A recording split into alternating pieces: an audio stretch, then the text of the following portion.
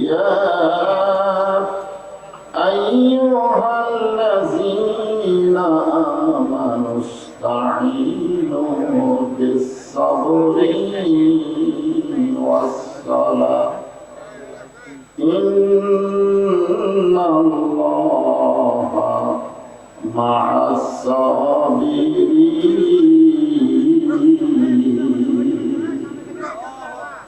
ولا تقولوا لمن يقتل في سبيل الله أموات بل أحياء ولكن لا تشعرون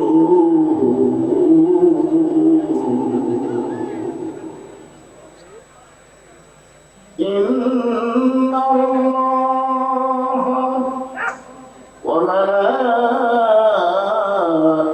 وملائكته يصلون على النبي يا أيها الذين آمنوا صلوا عليه وسلموا تسليما اللهم صل على محمد وعلى آل محمد كما صليت على إبراهيم وعلى آل إبراهيم إنك حميد مجيد اللهم بارك على محمد وعلى آل محمد كما باركت على إبراهيم وعلى آل إبراهيم إنك حميد مجيد مشرق حب محمد شكرا بولي صلى الله مترائے دیوان ماں متلائے خورشید اشتاق سینائے سجان ماں بلاغن خدا بکماله کشف الدجا بجماله حسنت جميع خصاله صلوا عليه وآله اللهم آمين জান্নাতের বাগান থেকে জান্নাতি মানুষদেরকে নিয়ে আমি গুনাহগার তোমার রহমতের দরজায় দুখানা হাত তুলেছি আল্লাহ হাসরের ময়দানে জব্বার কাহার নামে রূপ নিয়ে তুমি যখন বিচার শুরু করবে তোমার সামনে দাঁড়াইয়া সমস্ত নবীরা নাফসি নাফসি বলে কাঁদতে থাকবে এমন কঠিন অবস্থা হাসরে হবে সেদিন সমস্ত নবী তার উম্মতকে ভুলে যাবে শুধু বলবে আল্লাহ আমার কি হবে আমার কি হবে একমাত্র দরদ নবী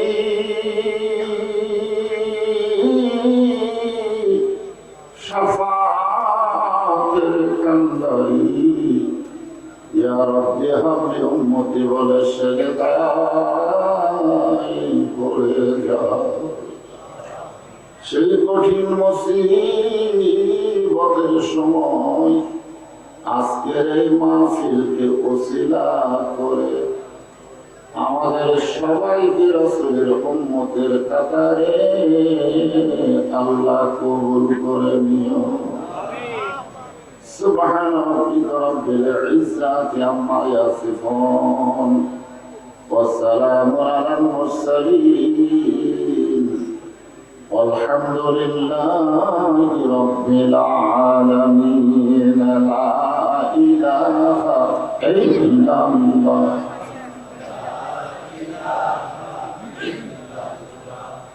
لا إله إلا الله لا إله إلا الله لا إله إلا الله لا إله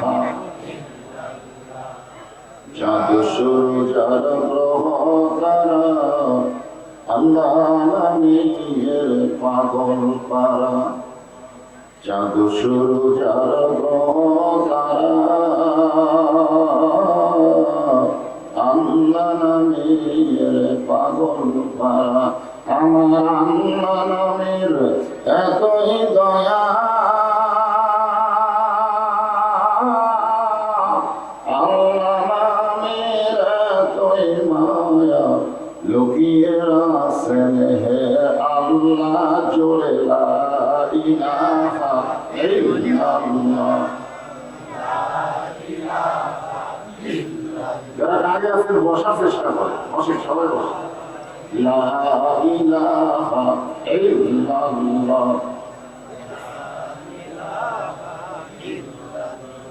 যার দিলে আছে আমার আল্লাহর ভয় কার ভয় অন্তর থেকে বলেন কার ভয় যার মনে আছে আল্লাহর ভয় আল্লাহ আল্লাহ সব সময় যার দিলে আছে আল্লাহর ভয় যার মনে আছে আল্লাহর ভয় আল্লাহ আল্লাহ সব সময় আহার নিদেরা ভালো লাগে না এই দুনিয়া ভালো লাগে না ভালো লাগে শুধু আল্লাহ জোরে লা ইলাহা মহব্বত আল্লাহ জিকির করতে কোনো শরম আছে লা ইলাহা ইল্লাল্লাহু ইল্লাল্লাহ ইল্লাল্লাহু ইল্লাল্লাহ লা ইলাহা ইল্লাল্লাহু লা ইলাহা ইল্লাল্লাহ লা ইলাহা لا إله إلا الله محمد رسول الله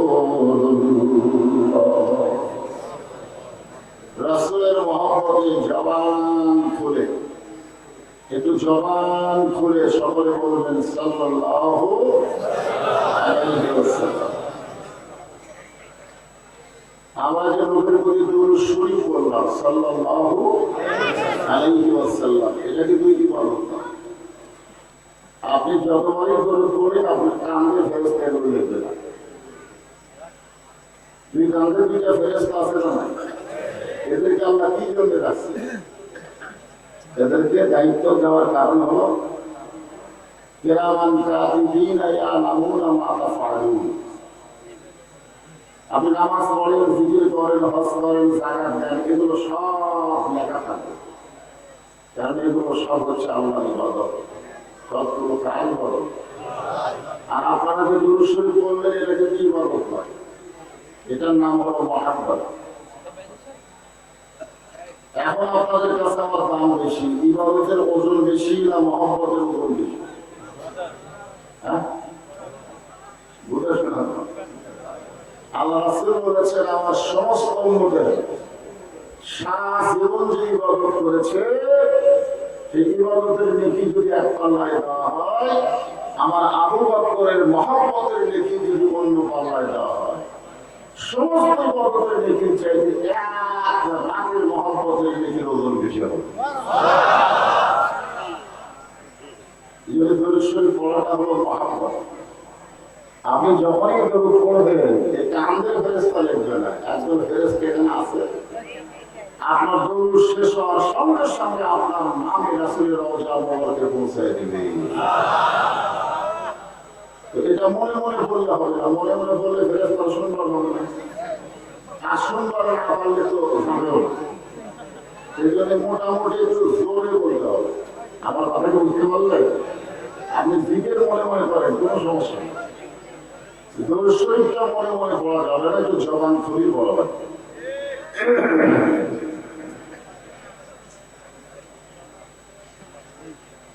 সোনাইকান্দি জান্নাতুল ফেরদাউস, মাশাআল্লাহ, দুনিয়াতে জান্নাতুল ফেরদাউস। হাফিজিয়া এবং কোরআনিয়া মাদ্রাসার উন্নয়ন তরফে বিদায়ী ছাত্রদের পাঠের প্রধান উপলক্ষে আজকের এই তাফসীরুল কোরআন মাহফিল, এটা হওয়ার কথা ছিল 5 তারিখে, কিন্তু আল্লাহ সেদিন করতে দেয়নি। সরকারের দোষ। প্রশাসনিক ভাবে যদি কোনো মাহফিল বাতিল করা হয়, আমরা সবাই বলি সরকার করতে দিল না। সবাই সরকারকে গাড়ি দিয়ে যায়, দরকার দিচ্ছি না। কিন্তু বৃষ্টি হয়ে যখন বন্ধ হলো তখন কার দোষ? কে করতে দেয়নি? কথা বলা হয়, কে করতে দেয়নি? কোরআন শরীফ কার? মাহফিল কার? আলোচনা হবে কার? তারপরে আল্লাহ করতে দেয়নি।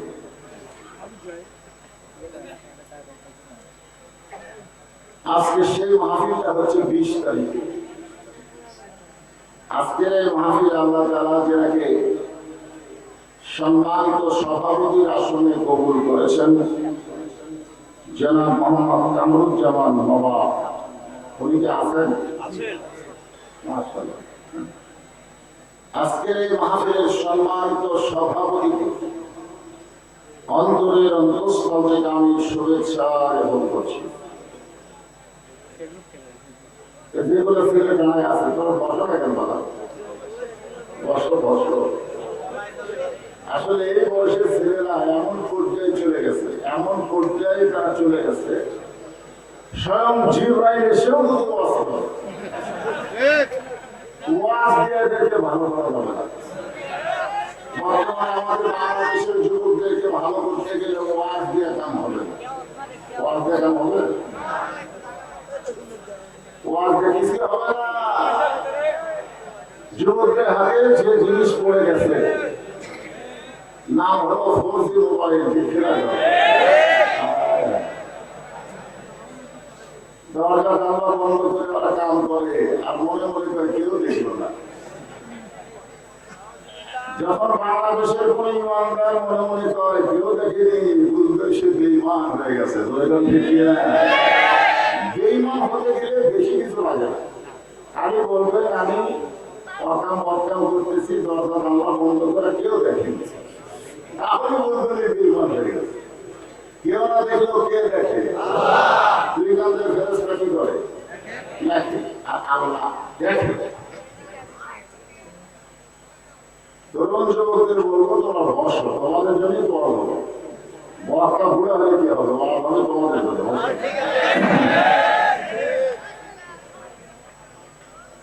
আজকের এই মাহফিলের সম্মানিত প্রধান অতিথি, গণমানুষের জননেতা, আপনাদের সম্মানিত এমপি সাহেব, উনি আসতে পারেন নাই। ওনার পক্ষ থেকে আজকের মাহফিলে সম্মানিত বরেণ্য অতিথি, আপনার ইউনিয়ন পরিষদের সম্মানিত চেয়ারম্যান এবং সম্মানিত বিশেষ অতিথিবৃন্দ যিনারা রয়েছেন, সকলকেই অন্তরের অন্তঃস্থল থেকে আমি শুভেচ্ছা জ্ঞাপন করছি। সম্মানিত ওলামায়ে কেরাম, আপনাদের মাঝে মাঝে যে সমস্ত আলেম ওলামা বসে আছেন, আছে না নাই? আমি বসে আছি কেন্দ্রে, এমন আলেম আছে যে আপনাদের মাঝখানে বসে আছে। আমাকে পড়ানোর মতো যোগ্যতা তার থাকতে পারে। নিচে বসে থাকি, তার দাম কম, ওজন কম, তা কিন্তু না। মুদির দোকানে গিয়ে দেখবেন সবচাইতে ওজনের পাথর কিন্তু নিচেই থাকে। ঠিক না? পাথর সাধারণ দেখেননি? মনে করেন নিচে হলে 1000 গ্রাম, 1 কেজি, তার উপরে 500 গ্রাম, আজকে তার উপর 250 গ্রাম 1 পোয়া, তার উপর 100 গ্রাম, তার উপর 50, তার উপর 20। এখন পরে নতুন বেশিটা দিয়েছেন নগরে। আবার টাকা যখন আপনারা সাদা নিচে লাগে 1000, ঠিক কিনা বলে, তারপরে 500, তারপরে 200, তারপরে 100, তারপরে ভাবি আপনারা বলেন তো সবচাইতে নিচে টাকা থাকলে 1000, দাম কম না বেশি? তো নিচে যে সমস্ত আরে মনে বসে আছে ওনাদের দামও বেশি, ওজনও বেশি, কিন্তু বসে আছে নিচে। মঞ্চে যারা উপবিষ্ট আছেন মাগরিবের নামাজের পর থেকে, আমি এখানে এসেছি এশার নামাজের আগে, তখন কিন্তু আপনাকে এই বক্তা আসিনি, আমি খবর নাই। কারণ আমি মনে করছিলাম যে 10টার ভিতরেই আমাকে যেতে দিবে। তারিখ পরিবর্তন হওয়ার সঙ্গে সঙ্গে মোনাজাত হবে। কারণ 20 তারিখের মাহফিলে 20 তারিখে মেয়েরা লাইভ আছে, মাইকিং হয়েছে 20 তারিখ, আর আমরা 20 বার 21-এ যাই মোনাজাত করি। যাই হোক, আজকের যে এটা নাসিব হয়ে গেল, কারণ মাদ্রাসার মাহফিল যে সমস্ত বক্তাগণ আলোচনা করেছেন, বিশেষ করে আব্দুল রাজ্জাক বিন ফাদিল অত্যন্ত মহব্বতের ছেলে আমার, অনেক মাহফিল আমরা একসঙ্গে করেছি। সমস্ত আলেম ওলামা বক্তাগণকে অন্তরের অন্তঃস্থল থেকে আমি শুভেচ্ছা জ্ঞাপন করছি। এই মুহূর্তে আমার সামনে যারা বসে আছেন, মন খারাপ? যারা বসে আছেন জায়গা না পাওয়ার কারণে তারা দাঁড়িয়ে আছেন, সকলকেই অন্তরের অন্তঃস্থল থেকে আমি শুভেচ্ছা জ্ঞাপন করছি। অনেক লোক ইচ্ছা করে বসে না, না বসার কারণ কি? আমি এক মুসলিমকে বললাম, ভাই আজান দিকে তুই মসজিদে আসো, কিন্তু ঢোকো লাগে। বলে হলো সামনে কাতারে যাওয়া লাগবে, তো বিরক্ত। সামনে কাতার থেকে বের হওয়া খুবই বিরক্ত। এই জন্য আগে আসা পিছনে দাঁড়ায়, বারান্দায়। বলেছেন কোথায়? বারান্দায় যাওয়ার উদ্দেশ্য কি? যারা দাঁড়ায় আছে ওদের ধারণাও থাকে। এখন অবশ্য বসে গেছে মাশাআল্লাহ। তো যারা বসে আছেন আমার সামনে, আমি আমার অন্তরের অন্তঃস্থল থেকে আপনাদেরকে শুভেচ্ছা জ্ঞাপন করছি। সম্মানিত মা বোনেরা, সম্মানিতা মা বোনেরা, আলহামদুলিল্লাহ। আমার এলাকায় বক্তা হঠাৎ বলে ফেলেছে সম্মানিত মা ও বোনেরা।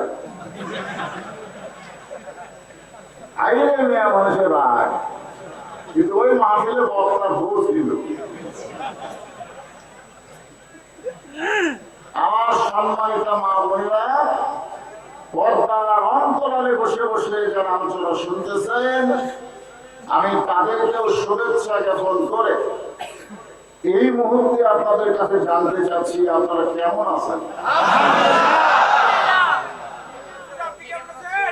উপায় নাই রে,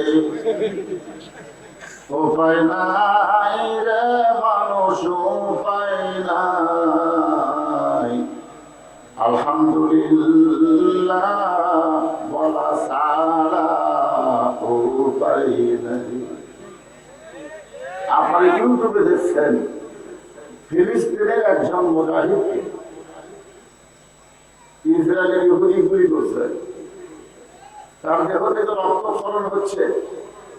কিছুক্ষণ পর দুনিয়া থেকে বিদায় নেবে, তাকে এক ভাই জিজ্ঞাসা করছে আপনি কেমন আছেন? উত্তরে বললেন আলহামদুলিল্লাহ। জিজ্ঞাসা করা হলো ইযা আসাবাতুহুম মুসিবাতুন ক্বালু ইন্না লিল্লাহি ওয়া ইন্না ইলাইহি রাজিউন। যখন বিপদ আপদ মুসিবত আসবে আল্লাহ বলেছেন ক্বালু, তোমরা বলো ইন্না লিল্লাহ। তুমি এখন দুনিয়া থেকে চলে যাচ্ছ, রক্তক্ষরণ হয়ে তুমি এখন বিদায় দিবা, এরপরে তুমি আলহামদুলিল্লাহ কে? মুজাহিদ বলতেছে ঈমানের উপরে মুসলমান হিসাবে আমার বিদায় হচ্ছে, এই কারণেই আলহামদুলিল্লাহ। আমরা আল্লাহর শুকর আদায় করবো কেন? যে এই মুহূর্তে আমরা যে জায়গাটায় বসে আছি, যে জায়গাটা হলো কোরআন হাদিসের মাহফিল রিয়াজুল জান্নাহ। আর রিয়াজুল জান্নাহর মধ্যে বসা সকলের ভাগ্যে হয় না। এখানে বসতে গেলে যোগ্যতা লাগে। সেই যোগ্যতা দান করে কে? আল্লাহ কোরআনে বলেছেন আসাবাকা মিন হাসানাতিন ফামিনাল্লাহ। বান্দা বান্দির দ্বারা যখন কোনো ভালো কাজ হয়, এ কাজ বান্দা বান্দি করে না, আল্লাহ করায়। এই মুহূর্তে আপনারা যে জায়গায় বসে আছেন, এই জায়গায় বসাটা ভালো কাজ না খারাপ কাজ? তাহলে এই কাজটাকে আপনারা করলেন না আল্লাহ করালো? যে আল্লাহ দয়া করে রহম করে দুনিয়ার সব কিছু থেকে হেফাজত করে আজকের জান্নাতের বাগানে আমাদের কবুল করলেন, আমরা সে আল্লাহর উপরে খুশি না বেজার? তাহলে জবান করে সমস্যারে সকলে বলবো রব্বানা লাকাল হামদ হামদান কাসীরান তাইয়িবান মুবারাকান ফীহি। প্রশংসা কেন করলেন? এই পূজার জন্য আমার 21 তারিখ আর 23 তারিখ এই 2 দিন মাহফিল বন্ধ। গত বছর দশমীর দিনে হিন্দুরা যখন এই মূর্তিগুলা কি করে পানিতে বিসর্জন দেয়, আমি দেখলাম একজন পাও দিয়ে লাট্টা ভাঙে। আমি বললাম কেন ভাই, তাকে তোমরা নম করলে সম্মান করলে, আমার আজকে পাও দিয়ে ভাঙিয়ে কারণ কি? আমাদের ধর্মেই রাখি সময় খায় তাকে আবার লাগছে। সেই ধর্মে আল্লাহ আমাদেরকে জন্ম না দিয়া এমন একটা ধর্ম আমাদের জন্য আল্লাহ পছন্দ করলেন, যে ধর্মের ঘোষণা আল্লাহ কোরআনে ডাইরেক্ট বলে দিলেন আমাইয়াবতারি গায়রাল ইসলাম দীনান ফালা ইউকবালা মিনহু। ইসলাম ছাড়া অন্য কোন ধর্ম যদি গ্রহণ করো, আমি আল্লাহ সেইটা কবুল করবো না। যতই ভগবান কও, ঈশ্বর কও, গড কও, নট অ্যালাউ, নট অ্যালাউ। একটাই গ্রহণযোগ্য হবে যারা আল্লাহ আল্লাহ আল্লাহ বলে জিকির করে। কত বড় দিন, কত বড় ভাগ্য যে হিন্দুর ঘরে না পাঠায়া, বৌদ্ধর ঘরে না পাঠায়া, খ্রিস্টানের ঘরে, ইহুদির ঘরে আমাদের না পাঠায়া সরাসরি আল্লাহ আমাদেরকে মুসলমানের ঘরে কবুল করেছে। খুশি লাগে না? তাহলে আলহামদুলিল্লাহ। আছেন আমার মুক্তার, আছেন আমার বারিস্টার, সেই বিচারের হাইকোর্টেতে, সেই বিচারের হাইকোর্টেতে তিনি আমায় করবেন পার। আমি পাপী রাসূল জাবিন্দার। লাইলাতুল মিরাজে আল্লাহ তাআলা রাসূলকে জান্নাত দেখার সুযোগ দিলেন। সুবহানাল্লাহ। ওই সময় রাসূলের সঙ্গে একটা ফেরেশতা ছিল, কয়টা? এই আমার আঙ্গুলের দিকে তাকা বলেন, কয়টা? আর আমরা যারা এখানে বসে আছি আমাদের সাথে আছে কয়টা? দুইটা সম্মানিত ফেরেশতা আমাদের সাথে আছে। আর আল্লাহর নবীর সঙ্গে একটা। এখন হয়তো আপনারা বলবেন হুজুর, আল্লাহর নবীর সঙ্গে কি কিরামান কাতিবুন ফেরেশতা নাই? আল্লাহ বলেছে নাই। কেন নাই? এই না থাকার পিছনে কারণ হলো লাইলাতুল মিরাজে ফেরেশতা জিবরাইল এসে দেখে রাসূল ঘুম পাড়তেছে। তো জিবরাইল বললেন আল্লাহ তাকে নিয়ে আরশে যাবো, সে ঘুম পাড়ে, আমি কি করবো? আল্লাহকে ডাক দাও।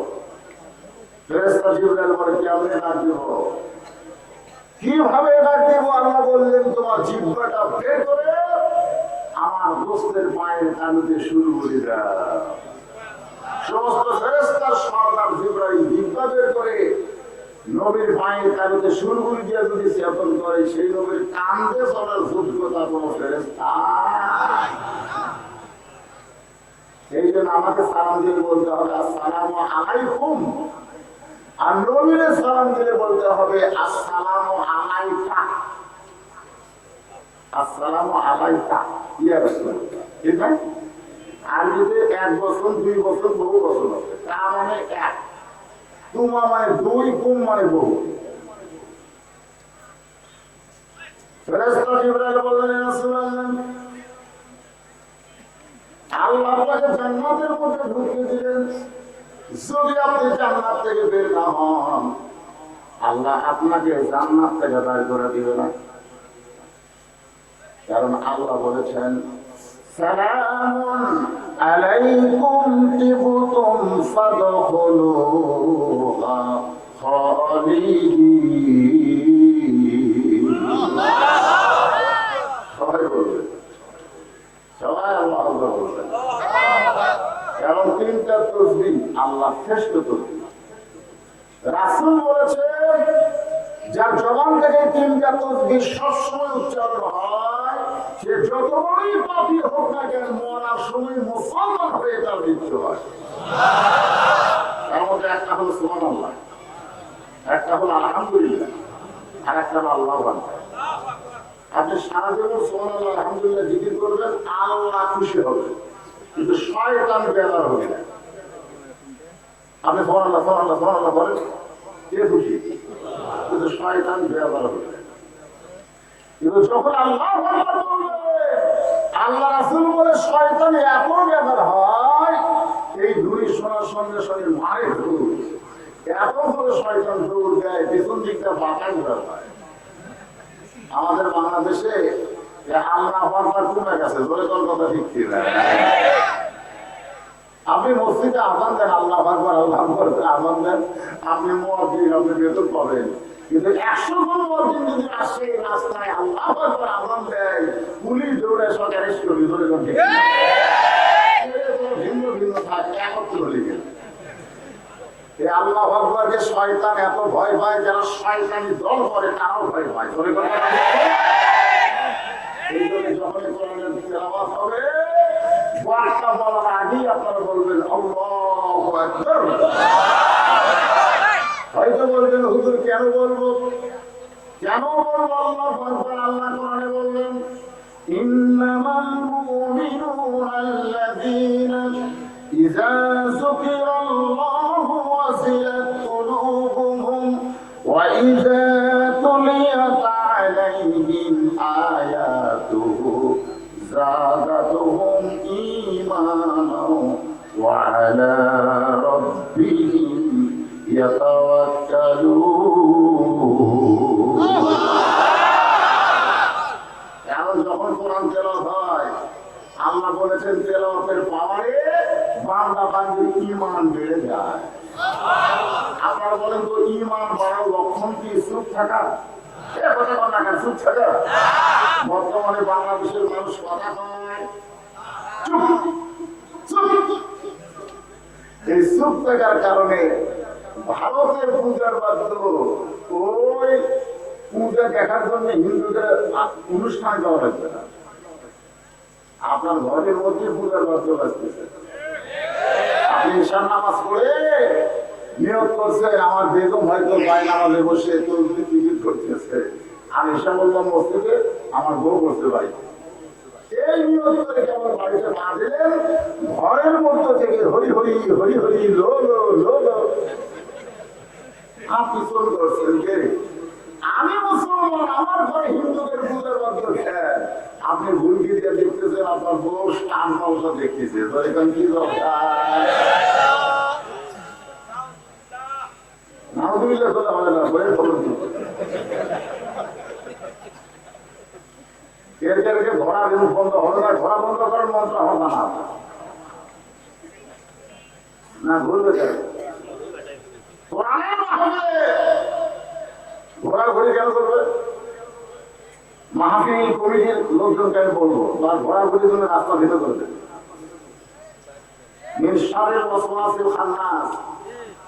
আমাদের সকলের মধ্যে শয়তানের বেটা আপনার নাই, খান্নাস হল ইবলিস শয়তানের বেটা। ইবলিস শয়তানের বেটা হলো দুটো, ধরেছেন কয়টা? একটা নাম হলো আকিস, আর একটা নাম হলো খান্নাস।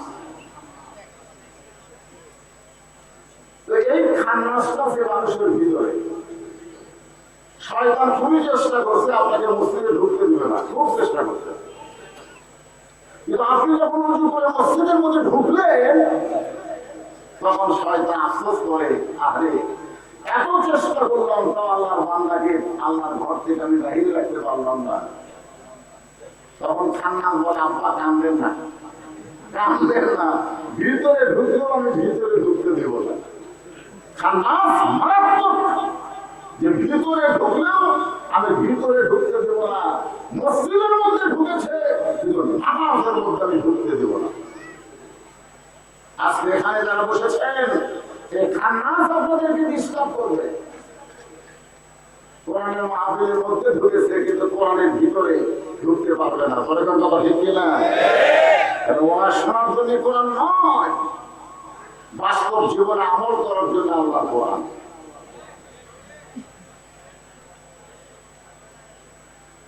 তো যে কথা বলতেছিলাম একটু মনোযোগ দেন। আল্লাহর প্রশংসা কেন করবো এটা বোঝানোর জন্য বলছি। ফেরেশতা জিবরাইল বললেন, রাসূলুল্লাহ আপনি যদি জান্নাত থেকে বের না হন আল্লাহ আপনাকে জান্নাত থেকে বের করে দিবে না। কারণ জান্নাতে ঢুকলে ফাদখুলুহা খালিদিন, আল্লাহ চিরস্থায়ী ভাবে তারে জান্নাত দিয়ে দেয়। আপনি যদি বার না হন আল্লাহ আপনাকে বাইরে করে দিবে না। কাকে বলতেছে? আমাদের নবীকে বলতেছে। এই মোহাম্মদ পরে আমাকে নবী বলতে সত্যি আছে? কার নবী? ভাগ্য ভাগ্য ভাগ্য, এমন নবীর উম্মত হওয়ার কপালের ব্যাপার। অনেক নবীরা পর্যন্ত আমাদের নবীর উম্মত হয়ে যায়। চতুর্থ আসমানে একজন নবী আছেন ঈসা আলাইহিস সালাম। যখন আল্লাহ তাকে চতুর্থ আসমানে নিয়ে গেলেন, ঈসা বলতেছে, আল্লাহ আমাকে নবী করে দুনিয়াতে পাঠালেন, সেখান থেকে আপনি আমার চতুর্থ আসমানে নিয়ে আসলেন। আমি জানি দুনিয়াতে যারা যায় মরার জন্যই যায়। দুনিয়া হলো মরার জায়গা। মনে করেন কিসের বাজার? আমরা যারা দুনিয়াতে এসেছি বাঁচার জন্যই না মরার জন্য? অন্তর থেকে বলেন, বাঁচার জন্যই না মরার জন্য? যতই চেষ্টা করেন বাতিলের সঙ্গে আপোষ করে অনেক দিন বাঁচবো, আল্লাহ বলে বাঁচতে পারিস কিন্তু থাকতে পারবি না, মরাই লাগবে। কথা ঠিক অনেকে ভাবছে 3 তলা 4 তলা 5 তলা বানাচ্ছি, যত তালায় বানাবো। এখানে পাশের ব্যবস্থা আছে না নাই? প্রয়োজন আছে না? আপনার সাথে বড় বড় মরদ আছে দুধের, আমি তো রিং ধরা রিং এরা পর্যন্ত দুনিয়া থেকে চিরদিনের জন্য বিদায় হয়ে গেছে। সর্বশেষে যে ব্যক্তি মারা যাবে কবরের ঘরে তাকে 50,000 বছর থাকা লাগে। 50,000 জানলা নাই দরজা নাই, সেই বাড়িতে থাকতে আপনার কষ্ট হয়। একটু মনোযোগটা শোনেন। ঈসা বলতেছে, আল্লাহ দুনিয়াতে মানুষের মরার জন্য আমাকে মৃত্যু হবে না? আল্লাহ বলেছে, একমাত্র আমি আল্লাহ ছাড়া সবাই মারা যাবে, শুধুমাত্র একজন মারা যাবে না। তিনি কে? সে আজরাইল আমাদের জান কবজ করে, সে আজরাইলও মরবে। কারণ কুল্লু নাফসিন যায়িকাতুল মাউত, এই নফসের মধ্যে আজরাইলও আছে। আল্লাহ বলে, ঈসা তোমার মৃত্যু হবে। ঈসা বলতেছে, আল্লাহ এই চতুর্থ আসমানে আমার মৃত্যু হবে। আল্লাহ বলে, ঈসা আবার তোমাকে দুনিয়াতে প্রেরণ করা হবে। ঈসা বলতেছে, আল্লাহ কবে নবী করে প্রেরণ করবেন? আল্লাহ বলে, নবী নয়, বিশ্ব নবীর উম্মত করে তোমাকে প্রেরণ করা হবে। সঙ্গে সঙ্গে ঈসা নবী এক মুহূর্তে 4 রাকাত নামাজ আদায় করলেন। আল্লাহ বলে, ঈসা নামাজ পড়লা কেন? বলে, নবী হয়ে যে শান্তি পাই নাই, খুশি হই নাই, বিশ্ব নবীর উম্মত হওয়ার কারণে শুকরিয়া দান। 4 রাকাত নামাজ আপনাকে পড়ে শুনতে খেলাম। আমাকে নবীর উম্মত হওয়ার কথা বলে ঈসা নবী খুশি না দাদা? আর আমরা দুনিয়া দরকার তো সেই নবীর উম্মত। ভাগ্যের ব্যাপার। তাই বাজান খেলায় খেলায় সময় করে দিয়ে একটু খেয়াল করে শোনে। এই বছর হলো আপনার কষ্টের বছর। যে বছর আল্লাহ নবী মেরাজ করেছেন এই বছরটা হলো নবীর জীবনের সবচাইতে কষ্টের বছর। যখন কিসের বছর? এক নম্বর কষ্ট হলো চাচা আবু তালেব মারা গেছে। এক নম্বর কষ্ট হলো চাচা আবু তালেব মারা গেছে। উনি কি বলবেন, হুজুর চাচা মরলে ভাইস্তার কি হয়? চাচা মরলে ভাইস্তা তো খুশি হয়, কারণ বাপের সাথে সবচেয়ে বেশি গন্ডগোল তার হয়, তার নাম কি? কথা হয় এক হাত জায়গার ধরলে আমার চাচা আমার বাবুর মারছে, আমি সেদিন থেকে দোয়া করে আল্লাহ আমার চাচার মৃত্যু দেও। সেই শয়তান খালি দেখতে চাইবে, কারণ বর্তমানের চাচা আর নবীর চাচার মধ্যে তফাৎ আছে না? না, আল্লাহ নবী বলেছেন মায়ের পেটের মধ্যে থাকতেন এতিম ছিলেন, আমার বাবা মারা গেছে কিন্তু দুনিয়াতে জন্ম নেওয়ার পরে এতিম না। সাহাবারা বললেন, ইয়া রাসূলুল্লাহ, আপনার বাবা মায়ের পেটের মধ্যে থাকতে মারা গেল, আল্লাহ আপনাকে এতিম বলে ঘোষণা করলো, এরপরও আপনি এতিম কেন নয়? আল্লাহ নবী বললেন, সাহাবীরা শোনো, যেদিন থেকে চাচা আবু তালেব আমার দায়িত্ব নিয়েছে, আমার যে বাবা নাই এ কথা আমি একটা বারও মনে করতে পারিনি। সেই চাচা মারা গেছে। চাচা দুনিয়া থেকে মৃত্যুর কয়েকদিন পরে দরদের বিধি খাদিজা, দরদের ধরেছেন কিসের বিধি? দরদের। আপনারা বুঝবেন না, যারা দুই বিয়ে করছে তারা বুঝবে। এখানে কি দুই বিয়ে করা কি লোক আছে? যদি থাকি তারা বুঝবি, এক বিয়া তারা বুঝবি না। আসতেছেন কেন? বিয়ের আয়াত দেখেন, যেখানে কোরআনে বিয়ের আয়াত দিয়েছে সেখানে আল্লাহ প্রথম দুটার কথা বলবে, দুটো বিয়ে করবে। মজা হবে, একটা না করলে আর একটা বাড়িতে যাবো, ধরে কোন কথা ঠিক। যদি দুটো দিয়ে তোমার তৃপ্তি না হয় তিনটা করো, বলে কোন কয়টা করো? তিনটা দিয়েও যদি তোমার তৃপ্তি না হয় তাহলে তুমি চারটে করো। যদি তুমি দুর্বল হও, অপারগ হও, তাহলে তুমি একটা নিয়ে ধৈর্য ধরো।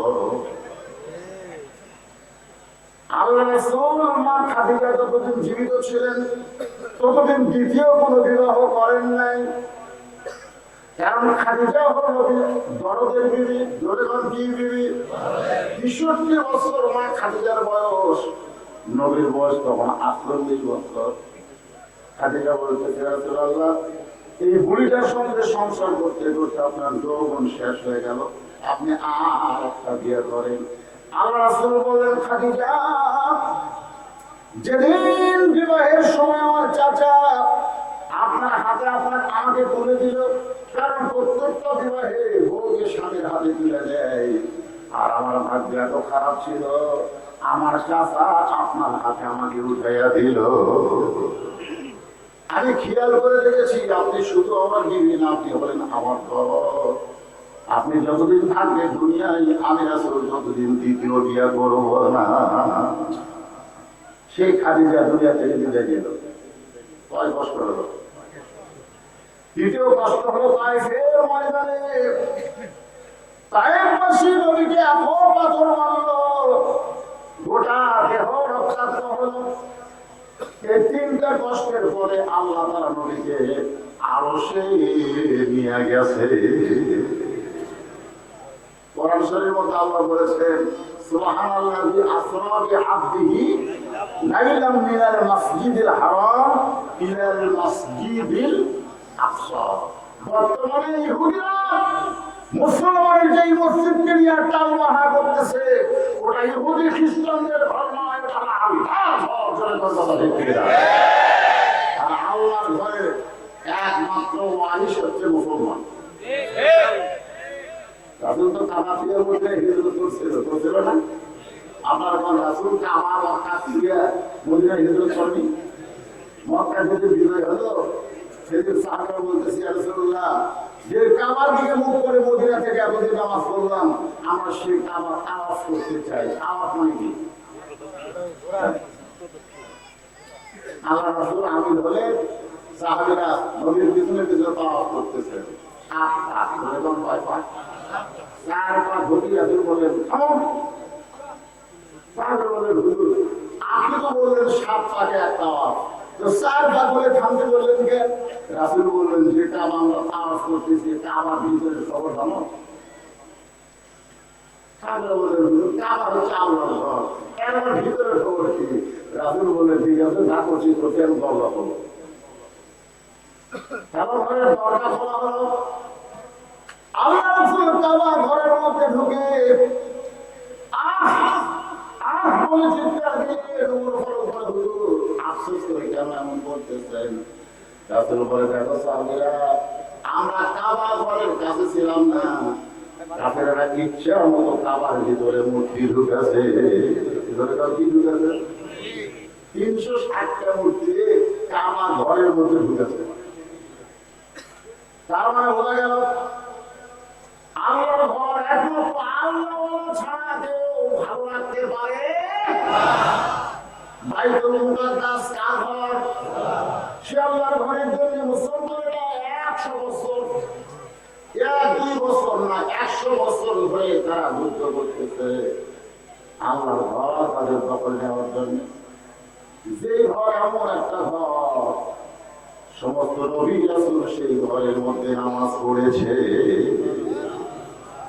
কাবা ঘরের মধ্যে সব নবী রাসূল নামাজ পড়ে নাই, কিন্তু বাইতুল মুকাদ্দাসের ভিতরে সমস্ত নবী রাসূল নামাজ পড়েছে। আর আমাদের নবী ইমামতি করেছে।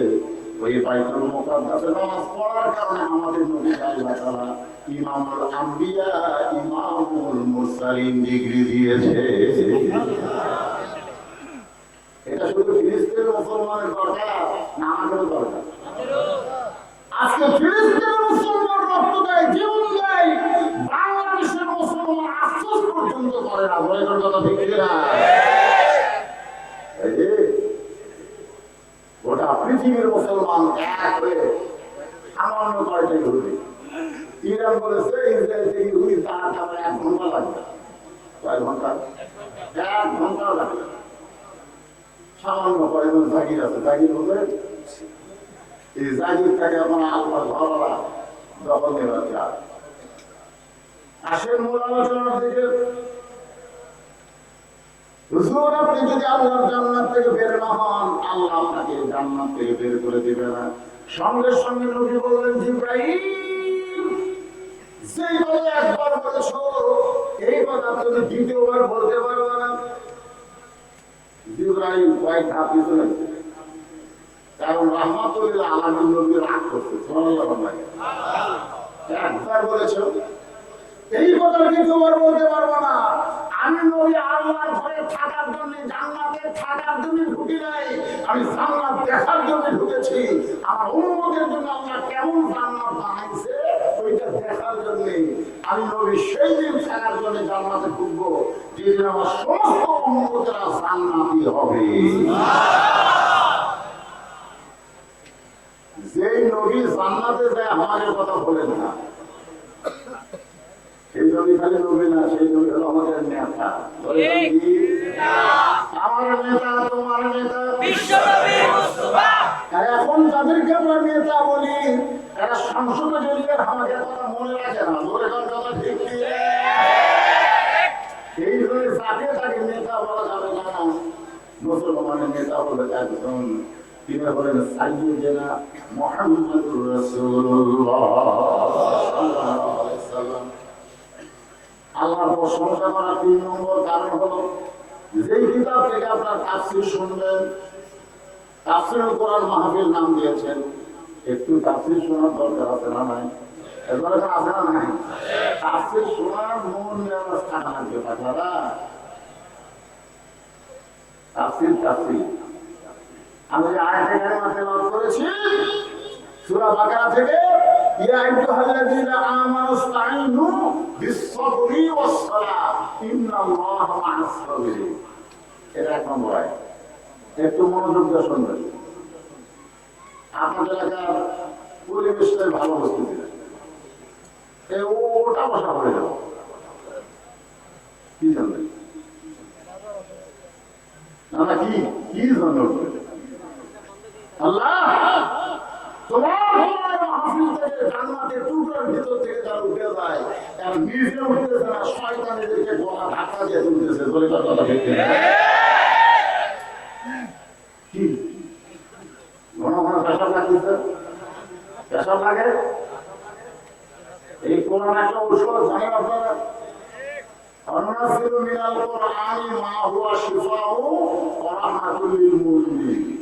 আল্লাহ কোরআনে বলে দিয়েছেন মুমিনদের যাবত রোগের ঔষধ হলো আল্লাহ কোরআন।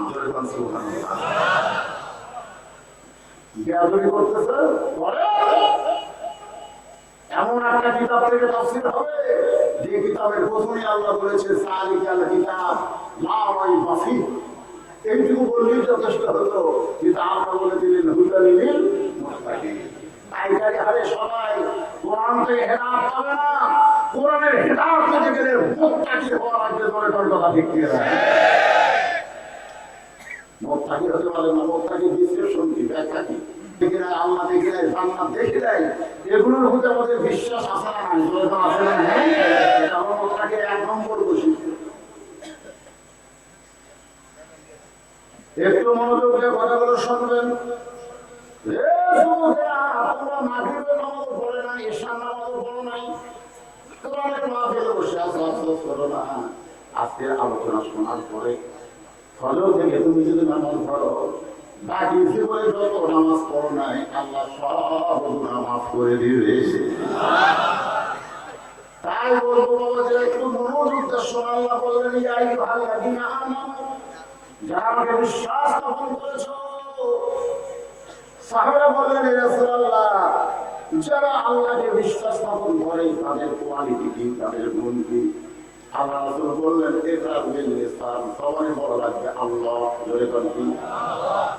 তাসদীক বিল জানান, শুধু জবানে বললে হবে না, কলিজার মধ্যে জায়গা দেওয়া লাগবে। কলিজার মধ্যে যারা ইমানের জায়গা দেবে তাদের চরিত্র কেমন হবে? ছোট্ট একটা দৃষ্টান্ত আপনাদের বোঝায়।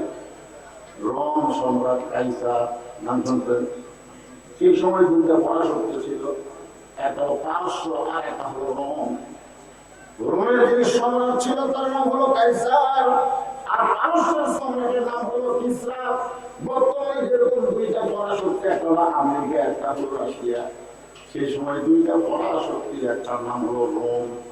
সেই রোমের কাইসার রাজ দরবারে বসে আছে, তার সামনে 3 জন মানুষকে দেখে চমকে উঠলেন যে আমরা খ্রিস্টান, আমাদের চেহারা, সুরত, পোশাক আশাক আলাদা, কিন্তু এই যে 3 জন মানুষকে দেখতেছি এরা কারা, এদের পরিচয় কি?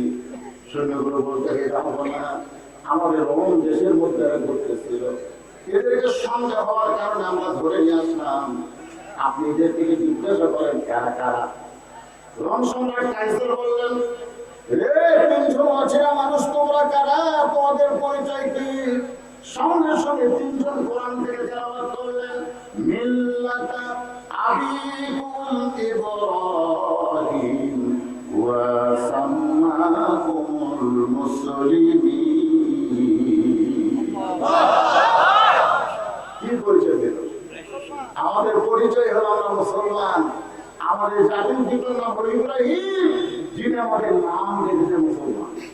রোম সম্রাট কাইসার বলে আমরা হিন্দু আর তোমরা মুসলমান। আমাদের হিন্দু রাজ্যে তোমরা 3 জন মুসলমান বন্দী হয়েছ।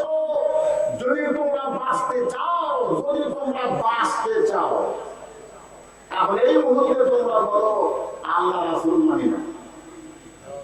যদি তোমরা বাঁচতে চাও তাহলে এই মুহূর্তে বলো আল্লাহ রাসূল মানি না। 3 জন মুসলমান সদস্যরা বলতেছে দরকার হলে জীবন দিব, দরকার হলে জীবন দিব, কিন্তু তাই মুহূর্তের জন্য আল্লাহ রাসূল আমরা ছাড়ব না।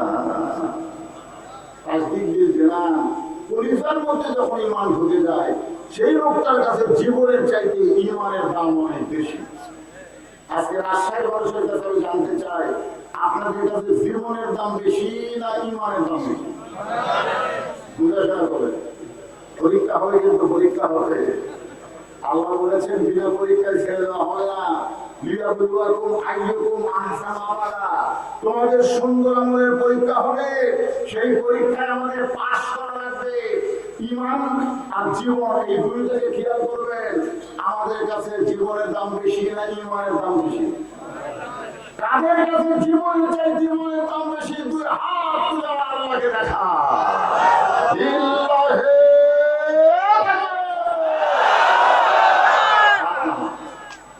দরকার হলে ইমানের প্রয়োজন আমরা কি দিব, কিন্তু ইমান কথা হয় না। আপনার কি মনে করতেছেন ফিলিস্তিনে যে যুদ্ধ হয়েছে, শুরু হয়েছে, এই যুদ্ধ খালি ফিলিস্তিনের মধ্যে থাকবে? আমরা বাংলাদেশের যুদ্ধ আমাদের কোনো টেনশন নেই, টেনশন নেই। অল্প দিনের মধ্যে এই পৃথিবীতে ইমাম মেহেদী আলাইহিস সালামের আবির্ভাব হবে, অল্প দিন, বেশি দিন আর নাই। আপনি মনে করেন না কাফেরদের হাতে, ইহুদির হাতে আল্লাহ তার ঘর ছাইয়া দিবে জলের মধ্যে? মুসলমান আরেকটু খেয়াল করবেন। রোম সম্রাট কায়সার রাগ করে বললেন, আমার মুখের সামনে এত বড় কথা, জীবন দিবে ইমান দিবে, আগুনের চুলা জ্বলা বলার সঙ্গে সঙ্গে বলে চুলা কেন হলো, চুলার ভয়ে কয়েক মনের তেলের একটা ডেকচি দেওয়া হলো, নিচ থেকে তাপে তেলগুলো যখন টকবক টকবক করতেছে, রোম সম্রাট কায়সার বললেন, এই তিনজনের মধ্যে একজনকে আগুনের চুলার মধ্যে ফেলে দাও। একজন যখন পুড়ে ছাই হয়ে যাবে, আর কষ্ট দিকে বাকি দুইজন আল্লাহ রাসূল ছেড়ে দিবে। একজনের মরা দিকে বাকি দুইজনের কিসের আল্লাহ? জীবন বাঁচান খরচ। আপনার কিন্তু জীবন বাঁচান খরচ না ইমান বাঁচান খরচ?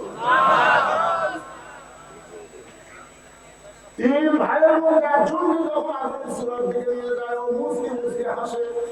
দুই ভাই জিজ্ঞেস করে, ভাই এখন আগুন চুলার মধ্যে গিয়ে আপনার মৃত্যু হবে, আর আপনি মুসকি মুসকি হাসেন কেন? ওই ভাইটা বলতেছে, তোরা কি আল্লাহর কোরআন পড়িস নাই? আল্লাহ কোরআনে বলেছেন, ওয়ালা তাকুলু লিমান ইউকতালু ফি সাবিলিল্লাহি আমওয়াতুন বাল আহয়াউ ওয়ালাকিন লা তাশউরুন। আপনার বলেন যে কথা কার? একবার দুনিয়া থেকে শহীদ হয়ে গেছে কয়েকদিন আগে, হাসপাতালে নিয়ে গেছে দুই ভাইকে, ছোট মানুষ, একজন শহীদ হয়ে গেছে আর একজন আহত অবস্থায়। যখন ছোট ভাইয়ের মুখ ঢাকতে কাপড় কাপড় দিয়ে, তখন বড় ভাই বলতেছে, আমার ভাইটাকে আমার কাছে নিয়ে আসলো। যখন বড় ভাইয়ের কাছে নিয়ে আসলো, বড় ভাইয়ের বয়স হলো 11 বছর, আর যেটা শহীদ হয়েছে তার বয়স হলো 9 বছর।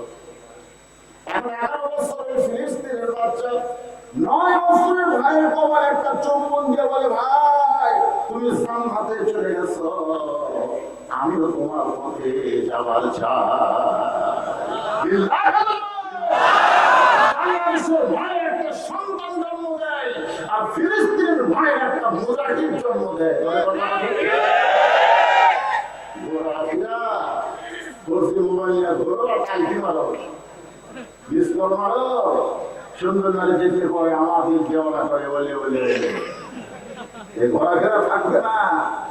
আমার এলাকার এক ছেলে আমার হাইটে মজা ভাই, সময় গাড়ি চলায় মোটরসাইকেল। আমি একদিন বললাম, যে ভাই মোটরসাইকেল চলাই তুমি ইলিশ মাছছিলাম, কিন্তু সময় গেল আগে তলে পড়ে গেল, আর টাকা ভাষা আছে আমি বলি, যুবকেরা মনে করতেছো আমরা আমার একটা সময় শেষ হয়ে গেলে আর কেউ থাকতে পারবো না, যখন নিয়ে গেল এক ভাইকে করে চুলার মধ্যে ফেলে দিচ্ছে, দুই ভাই দেখতেছে এক ভাই করে চুলের মধ্যে পুড়তেছে, আর দুই ভাই দেখতেছে আর মুসকি মুসকি হাসতেছে। দুই ভাই দেখতেছে চোখ বন্ধ করে, চোখ খোলা রেখে না, চোখ বন্ধ করে দেখতেছে বড় ভাইয়ের খাঁচাটা আগুনের চুলার মধ্যে পড়ে গেল, আর খাঁচার পাখি কে যাওয়ার করে জান্নাতের বাগানে উড়িয়ে দিল। আপনার বলেন এই দৃশ্য দেখার পরে আপনার চুলাই ভাইকে আর কোনা করতে থাকে? আল্লাহ কোরআনে বলেছেন, বাল তুসিরুনাল হায়াতাদ দুনিয়া ওয়াল আখিরাতু খায়রুন ওয়া আবকা। তোমরা যে দুনিয়ার মোহে পাগল হয়ে গেলে, এই দুনিয়া হলো ক্ষণস্থায়ী, এই দুনিয়া হলো ক্ষণস্থায়ী, এই দুনিয়া দুনিয়া থেকে তোমাদের যেখানে নিয়ে যাওয়া হবে সেইটা হলো চিরস্থায়ী। চিরস্থায়ী আখিরাত তোমাদেরকে আল্লাহ সুন্দর করে সাজাই দিবে যদি ক্ষণস্থায়ী জীবনে আল্লাহকে রাজি করতে পারো। আপনারা কি মনে করতেছেন এই দুনিয়ায় শেষ? এই দুনিয়ায় শেষ, আমাদের আখিরাত আছে না? আল্লাহর বান্দারা একটু মনোযোগ দিবেন। রোম সম্রাট কাইসার বললেন একজনকে হত্যা করা হয়েছে আর একজনকে নিয়ে যাও। এবার দুইজনের মধ্যে একজনকে যখন নিয়ে গেছে ও আপন ইচ্ছে রওনা দিয়েছে। রোম সম্রাট কাইসারকে পাগল লেগে এক ভাই মরে গেল, আর এক ভাই নিজে হাঁটতেছে। তার মানে কি তারা মৃত্যুরে ডরায় না? মৃত্যুরে ডরাবে কেন? আল্লাহ বলেছে ইয়া আইয়ুহাল্লাযীনা আমানু তাকুল্লাহা হাক্কা তুকাতিহি, যারা আমাকে বিশ্বাস স্থাপন করেছো কোন আগুন নয়, কোন দরিয়া নয়, বরং ভয় করতে হবে আল্লাহকে। কথা ঠিক কি? যার প্রমাণ দিয়েছে আমাদের জাতির দিতে। নমরুদ বলতেছে ইব্রাহিম যে আগুন জ্বলতেছে খালি টান মারবো আর পুড়ে দেবে। আল্লাহ তাই ইব্রাহিম বারবার নমরুদকে আগুন দেখায়, কিন্তু তাকায় দেখতো দেখে আগুনের চূড়াকে আল্লাহ শান্তির বাগান বানায় দিতে।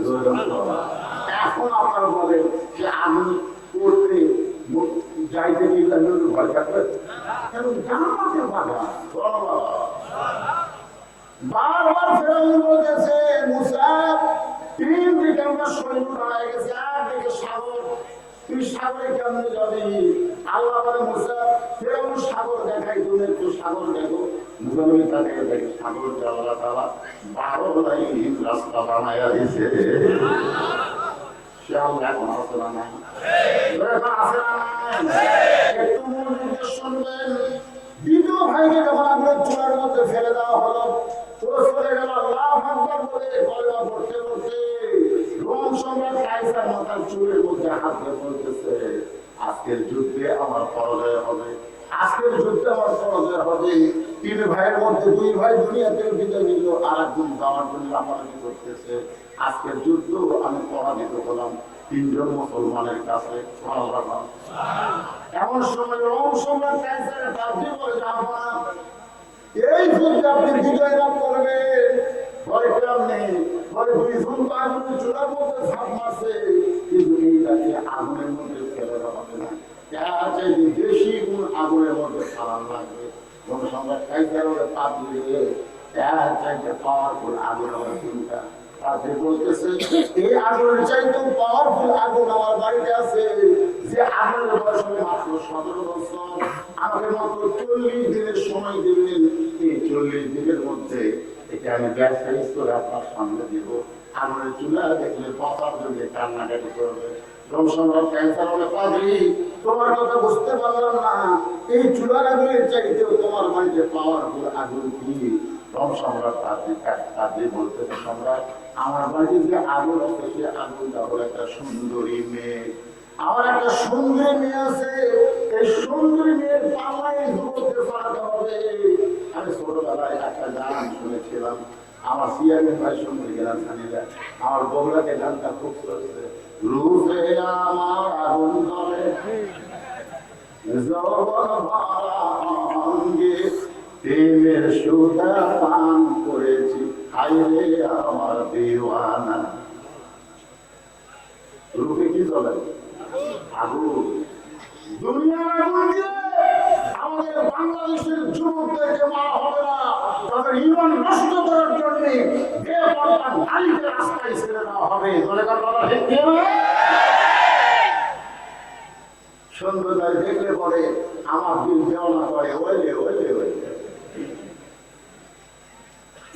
পাখি বলতেছে আমার কাছে 17 বছর একটা সুন্দরী মেয়ে আছে, সে সুন্দরী মেয়ের পাল্লায় যুবককে যদি ফেলে দেওয়া হয় 40 দিন পর যুবক আসবে, আগুনের চুলা দিকে ভয় করবে। আপনার যুদ্ধে আপনার বিজয় হবে, কারণ দুইজন চলে গেছে কিন্তু একটা আপনার দখলে থাকলো। রোম সম্রাট কাইসার বলেন ঠিক আছে তোমাকে হুকুম দিলাম। এবার যুবককে নিয়ে গেল পাদ্রী তার বাড়িতে, এক আবদ্ধ ঘরের মধ্যে মেয়েটার কাছে গিয়ে বলতেছে মা আমি একজন মুসলমানকে ধরে আনছি 40 দিনের সময় দিয়া, এই 40 দিনের মধ্যেই তার চরিত্র নষ্ট করতে হবে। বাবা হয়ে মেয়েকে বলতেছে, মা আমি একটা মুসলমান যুবককে ধরে আনছি, 40 দিনের মধ্যে তার চরিত্র নষ্ট করা লাগবে। কারণ মুসলমানের ঈমানকে নষ্ট করতে গেলে আগে চরিত্র নষ্ট করা লাগবে। আর চরিত্র যদি নষ্ট করতে চান তাহলে তাদেরকে না পাক করে দেওয়া লাগবে। না পাক করে কি আপনার বলেন যে কোরআন শরীফ যদি কেউ ধরবা চায়, এই লোকেরা এই কোরআন শরীফ যদি কেউ ধরবা চায়, পাক না পাক? একটা ছোট বাচ্চা আপনি মাদ্রাসায় পড়ে, ও যখন পেশাব করে, আর পেশাব করে দেখলেও আনন্দ লাগে। পেশাব করে ঢিলা গুলো নেয়, টয়লেট পেপার নেয়, পানি নেয়, তারপরে যখন উদ্যোগ করে জিজ্ঞাসা হয়, বাবা এরকম করে পেশাব করে উদ্যোগ করিস কেন? হুজুর আপনি জানেন না আমরা পড়াশোনা করি। 7 বছর বাচ্চা ওযু করে পাক পবিত্র হয়ে আল্লাহর কোরআন শরীফ কষ্ট করে, আর প্রাইমারি খেয়ে দেখেন একদম গরম সাথে ঢাকল খাবার করে, এই মিথ্যা শিক্ষা তারা করে, তারা উজু করে। আমার গ্রাম সম্পর্কে ভাসতে খারাপ করে, বসানো হয় না, ওই বাথরুমের মধ্যে তো খায় আমার আমার বসতে বসেন তো হুজুর দেখে তো কোনো দোয়া দুটো আসবে না, ওর বসানো আসবে নাই। আমার কাছে রেখে বললাম, বাবা বসিস দেখে কোন ক্লাসে পড়েছি, ক্লাস শুরু করি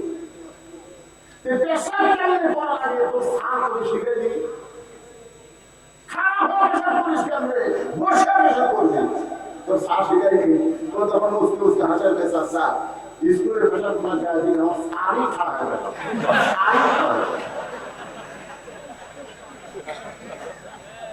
চিন্তা করতে এই এবং নাপাক শিক্ষার কারণে আজকে অপবিত্র হয়ে গেছে। আল্লাহর বান্দারা একটু মনোযোগ দেবেন। পাদ্রী তার মেয়েকে বলতেছে, ওই যুবকের চরিত্র নষ্ট করা লাগবে। ওই মেয়েটা হলো পাদ্রীকে মেয়ে, বাবা হয়ে মেয়েকে বলতেছে, এর বাইরে বসে থাকিস কেন? আইন করে রাস্তা ঘুরে বেড়িস না, আইন করে কি করবি? আপনি কি মনে করছেন আপনার 17 বছর 16 বছরের মেয়ে ব্যাপর দেহে রাস্তায় ঘুরতেছে, আপনাকে আল্লাহ ছাড়বে? কথা বলেন, আল্লাহ আপনাকে ছাড়বে? আপনি বাবা হিসাবে যতদিন বিয়ে দেন নাই, আপনার মেয়েকে আপনাকে দেখতে হবে।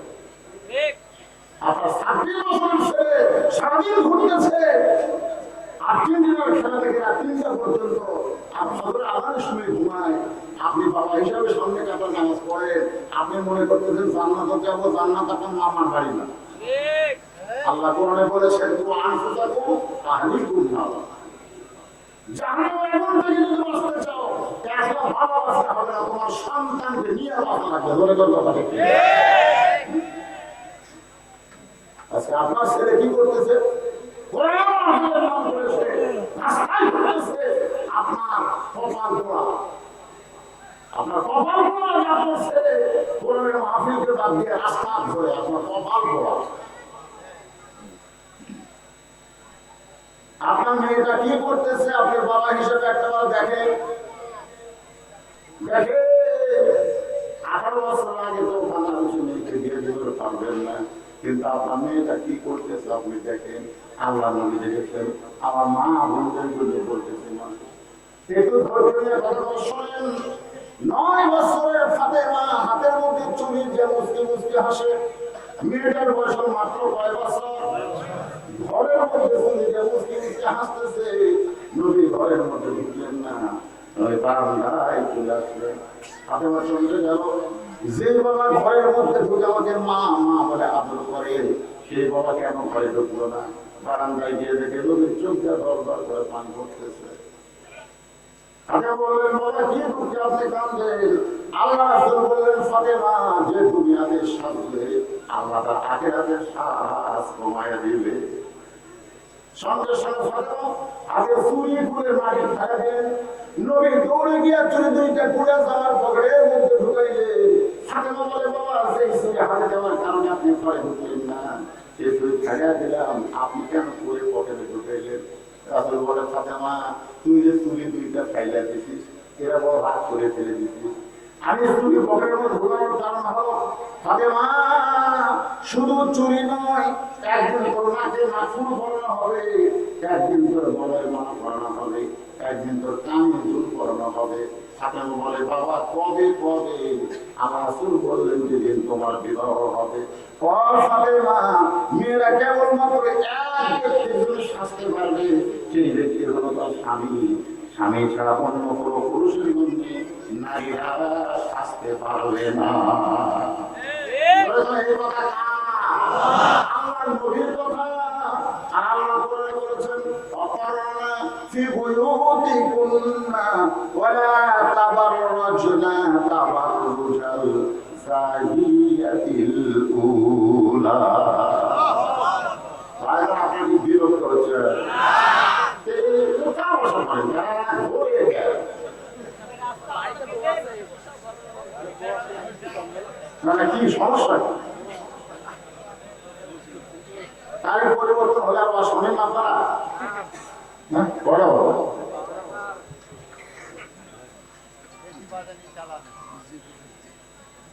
আশ্চর্য কথা বলে মুরব্বীরা বলে রে বাবা, এই দেখে বসে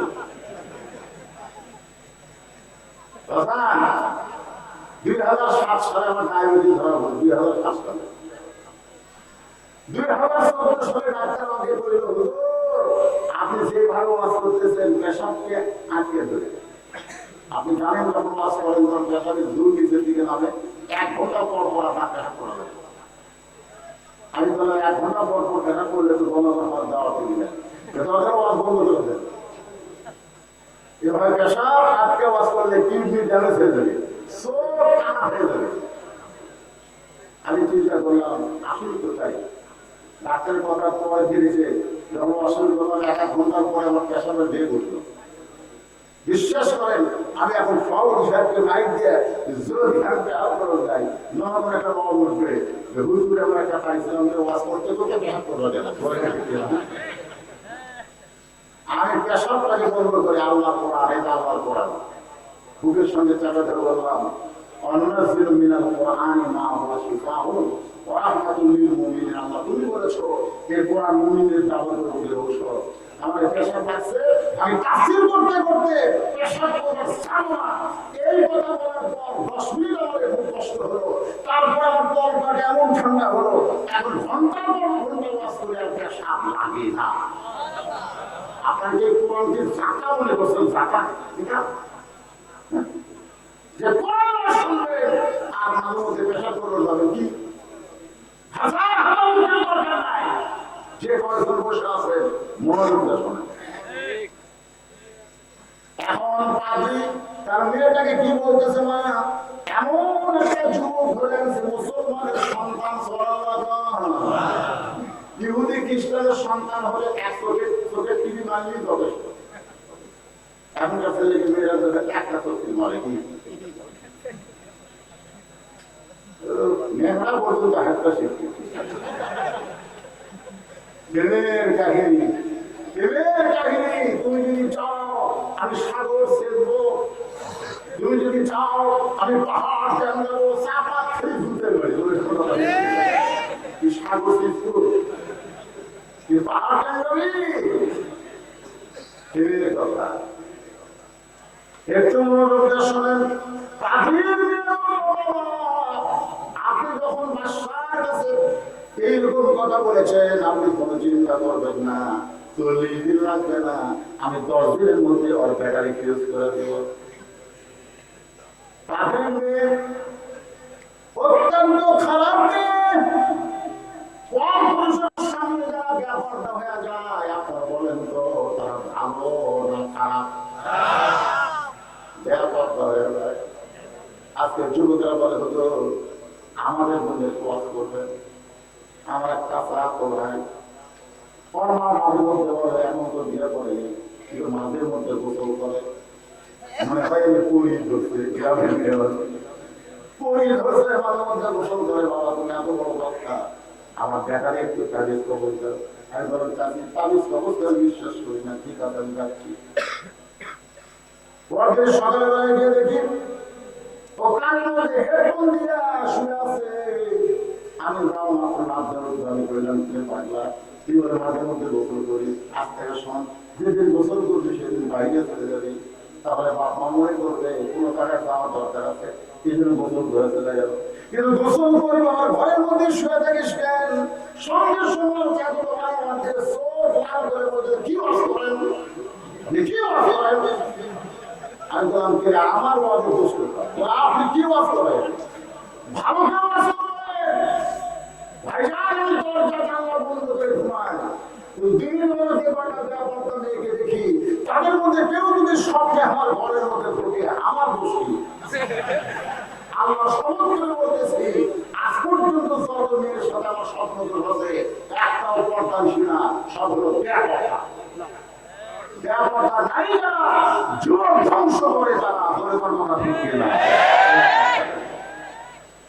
আজকে আমাদের যুবকের এরকম ব্যবসায়ী ধরেছেন, হওয়ার পিছনে হলো নারীরা, কত সব নারী নয়, আমার মায়েদের মধ্যে অনেক মা আছে যারা অত্যন্ত ভালো। আমি মায়েদেরকে বলতেছি, মা আপনাদেরকে ইনসাল্ট করে কোনো কথা বলতেছি না।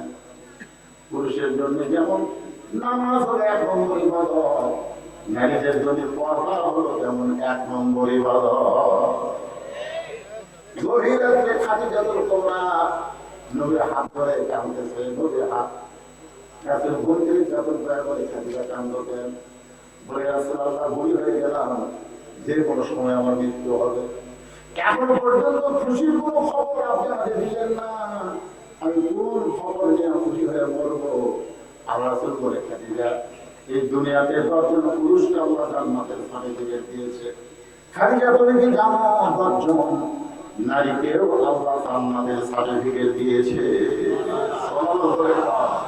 খাদিজা বলে রাসূলুল্লাহ এতদিন জানতাম শুধু 1 জন পুরুষকে আল্লাহ জান্নাতের সার্টিফিকেট দিয়েছে, আজকে প্রথম শুনলাম 10 জন নারীকে আল্লাহ জান্নাতের সার্টিফিকেট দিয়েছে। আল্লাহ রাসূল বলে খাদিজা, পুরুষের মধ্যে 1 নম্বর হলো আবু বকর, আর নারীদের মধ্যে 1 নম্বর হলো খাদিজাতুল কুবরা। পুরুষের জান্নাতের 10টা সার্টিফিকেট হবে, তার মধ্যে 1 নম্বর কে?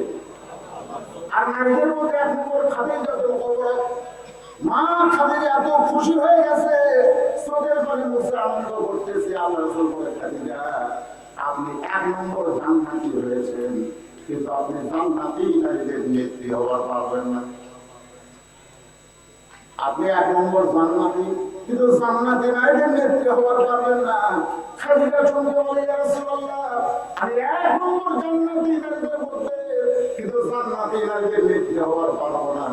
তাহলে জান্নাতের নেত্রী হবে কোন মহিষী নারী, তার নাম কি? রাসূল বললেন তার নাম হলো আপনার পেটের সন্তান ফাতেমা তুস যোহরা। খাদিজা বলে রাসূলুল্লাহ ফাতেমা জানে না, এখনই আপনি পরিবর্তন করেন, ফাতেমা জান্নাতি 1 নম্বর হবে, আমি হব জান্নাতি নারীদের নেত্রী। আল্লাহ রাসূল বলে খাদিজা, ফাতেমা আপনার মেয়ে, অসুবিধা কি? পুরুষ মানুষ হলে কোনো সমস্যা নাই, কিন্তু নারী হলে অসুবিধা আছে না নাই? আমার বড় মেয়ে মাথায় তরকারি পাক করে বলে সরা দিচ্ছে, মেয়ে দেখা আমার সাড়ে ঘাট ঘুরতেছে, আমি বুঝতে পারলাম কিন্তু শুনবি। আমি বললাম মা, বাংলাদেশের বহু জায়গায় মাছের তরকারি খাইছি, মাকে তোর হাতের পাক মনে মধুরে যে করেছি আর একটু তুলে দেবে, তুলে দেবে বলতে তারপর খান টাকা দিয়ে বাবা মা দিয়ে বাবার মতো মুখ তুলে। আমি বললাম কেন তোমার কি হলো? এখন থেকে মেয়ের বাড়ি তরকারি আপনার মেয়েই খাবে পারে, আমি বাড়ি মেয়ের পছন্দ মা দেওয়া হয়, এই জাতের নাম হলো নারী জাত। চলে গেল জেলখানায়, চলে গেল হিংসা ভাই। বইয়ের কাছে একদিন কত কত করে গল্প করবেন, আল্লাহ যদি আমার জান্নাত দেয়, জান্নাতে হুল পাবো, খালি কথা কইরা দেয়। পুরুষকে আল্লাহ জান্নাতে হুল দিবেন, একটা জিনিস দিবেন, এটা কইরা দেখে। আমি একবার কইরা কি দিব, আল্লাহ আমাকে জান্নাতে হুল দিবি। বউ বলতে হুল কি গো? আমি হুল হলো তোমার সাথে সুন্দরী, সাথে সাথেই ভাইরো হাতের মধ্যে গিয়ে চলে যাবে, কোথায় যাও ওই হুল দিয়ে থাকো আমার কি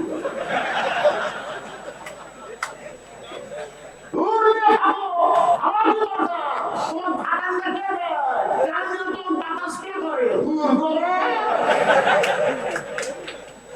মেয়ের এত হিংসু বেহেশতে ঘুরতে ওরা হিংসা করে আল্লাহ রাসূল বলেন খাদিজা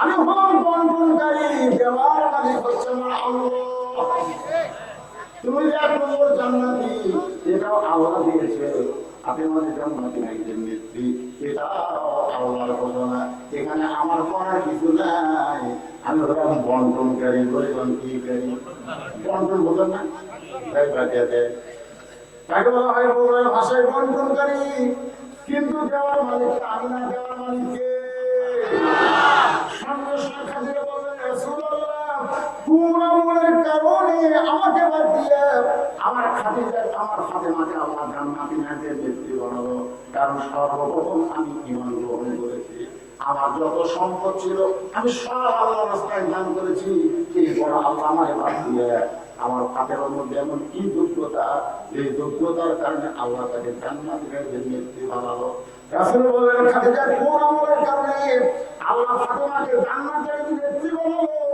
আমি আপনাকে দুইটা প্রশ্ন করব আপনি তার উত্তর দিবেন 1 নম্বর প্রশ্ন হলো আপনি বলেন তো খাদিজা কত বছর বয়সে আপনি ঈমান গ্রহণ করছেন কত বছর খাদিজা বলে হুজুর আমি 55 বছর বয়সে ঈমান গ্রহণ করছি আল্লাহ রাসূল বলেন ঈমান গ্রহণ করার আগে আপনি কি ছিলেন খাদিজা বলতেছেন কাফের ছিলাম রাসূল বলতেছে তাহলে 55 বছর আপনি কুফরে হালে কাটাইছেন এখন বলেন তো আপনার ফাতেমা কত বছর কুফরে হালে কাটাইছে খাদিজা বলতেছে জান্নাতি জান্নাতি আমার ফাতেমা জান্নাতি হয়ে জন্ম নিয়েছে তাহলে 1 নম্বর আমি চলে গেল 2 নম্বর প্রশ্ন হলো আপনার মুখের চেহারা আপনার দাঁতের চেহারা আপনার গায়ের রং দুনিয়ার কত পুরুষ মানুষ দেখেছে খাদিজা বলতেছে রাসূলুল্লাহ 40 বছর বয়সে যখন আপনাকে স্বামী হয়েছিল স্বামী হিসেবে স্বীকার করলাম ওই সময় মক্কার সবচাইতে ধনবতী ব্যবসায়ী ছিলাম ওই ব্যবসা করার কারণে হাজার হাজার পুরুষের সঙ্গে আমার লেনদেন হয়েছে তারা আমার মাথার চুল মুখের চেহারা গায়ের রং সব তারা দেখেছে রাসূল কান্দার বলে ফাতেমা খাদিজা হাজার হাজার পুরুষ আপনাকে দেখেছে মুখের সাইজ কেমন দাঁতের সাইজ কেমন এখন বলেন তো আপনার পেটের মেয়ে ফাতেমাকে দুনিয়ার কত পুরুষ দেখেছে খাদিজা কান্দার বলে নবী গো আমার 4টা মেয়ে জন্ম নিয়েছে কুলসুমা রোকেয়া জায়না আর ফাতেমা কয়টা মেয়ে 4টা মেয়ে জন্ম নিয়েছে আল্লাহর শপথ করে বলতেছি ফাতেমা যখন জন্ম নেয় আমি মা হয়ে বলতেছি ফাতেমা পর্দার ভিতরে জন্ম নিয়েছে রাসূল বলে খাদিজা তুমি মা তুমি বেশি দিন ফাতেমাকে দেখতে পাবা না তুমি দেখেছো ফাতেমা পর্দার মধ্যে জন্ম নিয়েছে আমি নবী বলতেছি পর্দার মধ্যে সে বড় হবে আল্লাহ পাক আমার জানাইছে ফাতেমা পর্দার ভিতরেই দুনিয়া থেকে বিদায় নিবে বিদায়ের রাতে ফাতেমা স্বামীকে বুকের মধ্যে নিয়ে কাঁদতেছে আমি বলে ফাতেমা কান্নার কারণ কি ফাতেমা বলে স্বামী গো আল্লাহ আমার দোয়া কবুল করেছে আমি বলতেছে দোয়া কবুল করছে তো খুশি হও কান্দেন বলে কি দোয়া কবুল করছে শুনবেন না বলে কি দোয়া বলে আল্লাহ আমার পর্দার মধ্যে মৃত্যু দিবে আমি বলতেছে আলহামদুলিল্লাহ সারা জীবন যে পর্দার মধ্যে বড় হয়েছে সে তো পর্দার মধ্যেই মরবে ফাতেমা বলে স্বামী গো পর্দার মধ্যে মরবো কিন্তু সেই মৃত্যুটা কবে এটা আপনি শুনবেন না আলী বলে ফাতেমা কখনকার মৃত্যু হবে এটা আল্লাহ ছাড়া কেউ বলতে পারবে না ফাতেমা বলে স্বামী গো আল্লাহ পাক আমারে জানাইছে আজকে গভীর রাতে আমার মৃত্যু হবে যেই বলছে গভীর রাতে মৃত্যু হবে গাছের গোড়া কাটলে গাছটা যেমন ঠাস করে পড়ে যায় ফাতেমাও আমিও কেমনি পড়ে গেলেন ঘরে না যায় সেই গভীর রাতে মৃত্যুবরণ করবে সেই ফাতেমা মুস্কি মুস্কি হেসে স্বামীর কপালে একটা চোপা দেয় বলে স্বামী তো এমন করে দুর্বল হয়ে যদি আপনি কান্দেন তাহলে মরে যাওয়ার পর আমার 3টা চাওয়া কে পুরো করবে আলী বলে ফাতেমা দুনিয়ার জীবনে কিছুই চাইলা না মরার পরে তুমি কি চাইবা আমি গরিব ছিলাম বলে তুমি কিছু চাও না আসলে হযরত আলী কি ধনী ছিল না গরিব ছিল আল্লাহ রাসূল বলে ফাতেমা কোনদিন আলীকে কষ্ট দিবি না তোর একটা ছাতা দিলাম এই জাতা দিয়ে তুই ঘুম দিসবি, তুই রব দিসবি, কিন্তু আমার আলীকে কষ্ট দিবি না, গরিব বলে কোনোদিন তিরস্কার করবি না। বাবার এই কথা শুনে ফাতেমা কোনদিন হযরত আলীকে কষ্ট দেয়নি। সুবহানাল্লাহ। একদিন গভীর রাত্রে হযরত আলী যখন পায়, পেছনে পায়ে থেকে হাসান হোসেন ঘুম করে, কিন্তু হাসান হোসেনের মা ঘরের মধ্যে নেই। আলী চলতে গেল, এই গভীর রাত্রে আমার বউটা তাহলে কোন জায়গায়, দরজা দিয়ে তাকায় দেখে মরুভূমির ভিতরে কালো চাদর দিয়ে ফাতেমা ঘুরে ঘুরে হাঁটতেছে। রাতের বেলা গায়ে চাদর দিয়ে ফাতেমা যখন হাঁটতেছে, আলীর সঙ্গে হয়ে গেল, হয়তো বাবার কাছে আমার বিরুদ্ধে কিছু বলবার যাচ্ছে। ফাতেমার পিছনে পিছনে হাঁটতেছে, সেই ঘরে আমার লোকে ঘুমায়, ওই ঘরের জানলার পাশে দিয়ে ফাতেমা থাকতেছে, বাবা আমার মা খাদিজা যদি আজকে দুনিয়াতে জীবিত থাকতো, তারপরে আপনার কাছে আমার বড় লাগতো না।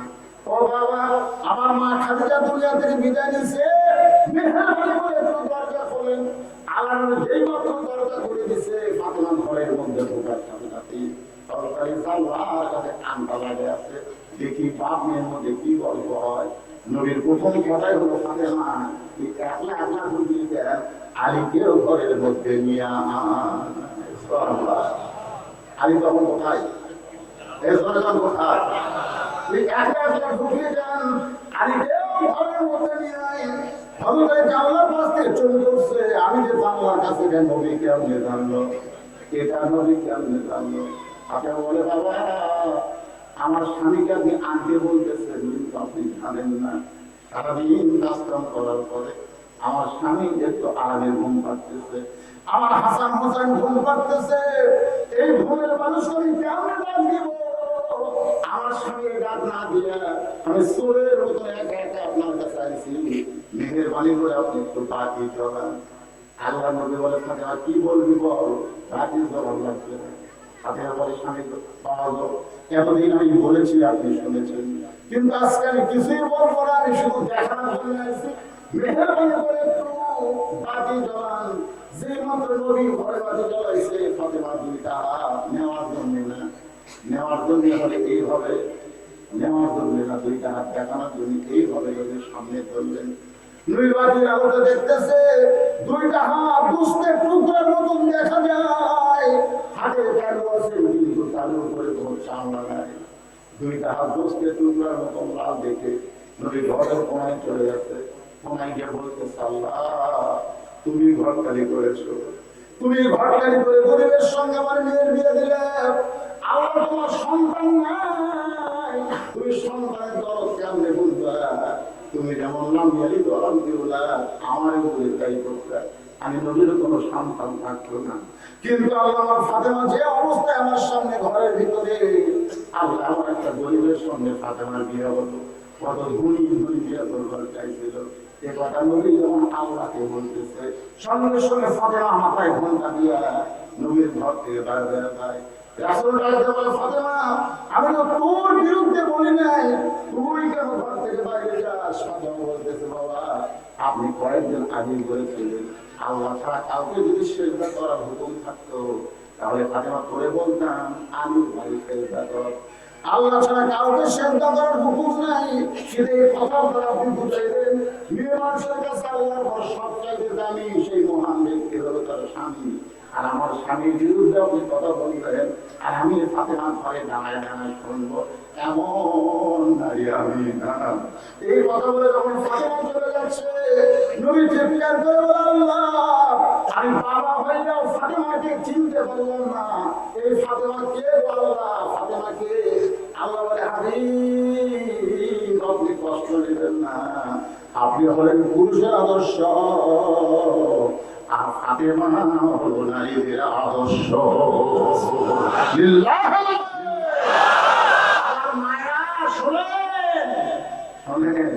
রহমের মধ্যে বলতেছে সেজদা দেওয়ার হুকুম থাকলে স্বামীর পায়ে দেওয়া লাগতে হবে, কিন্তু আল্লাহ ছাড়া কাউকে সেজদা দেওয়া যাবে যাবে। হাদিস দ্বারা নবী বুঝাইলেন, আল্লাহর পরেই মেয়ে মানুষের কাছে এক নম্বর দামি হলো তার স্বামী। আজকে স্বামীর ওভারটেক করে সব ওভারটি উঠে মায়ের বাসায় বলে গল্প। আমার মায়েরা যারা আছেন একটু মনোযোগ দিয়ে শুনবেন,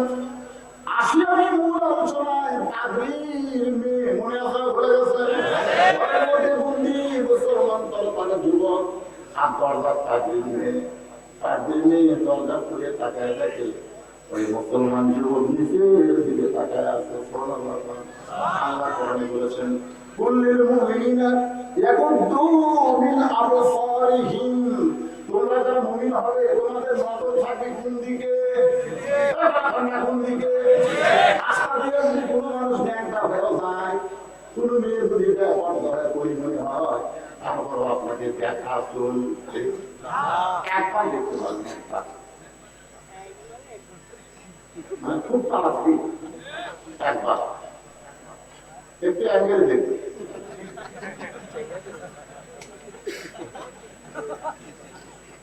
আর আপনারা কি করেন? পড়ে না চোখের পলক, কি তোমার রূপের ঝলক দোহাই লাগি, আপনারা নাই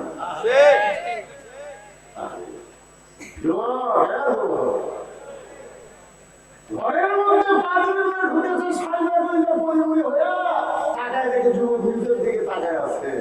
পাঁচজনে নিয়ে চিৎকার করে বলে, রে যুবক, একবার তাকাও, আমার মতন সুন্দরী এই দুনিয়াটার কেউ নেই। আমার বাবা ইচ্ছা করে তোমাকে ঘরের মধ্যে পাঠায়, তোমার ঘরের মধ্যে পাঠায় দিয়েছে, তোমার মন যা চায় তুমি তাই করতে পারো।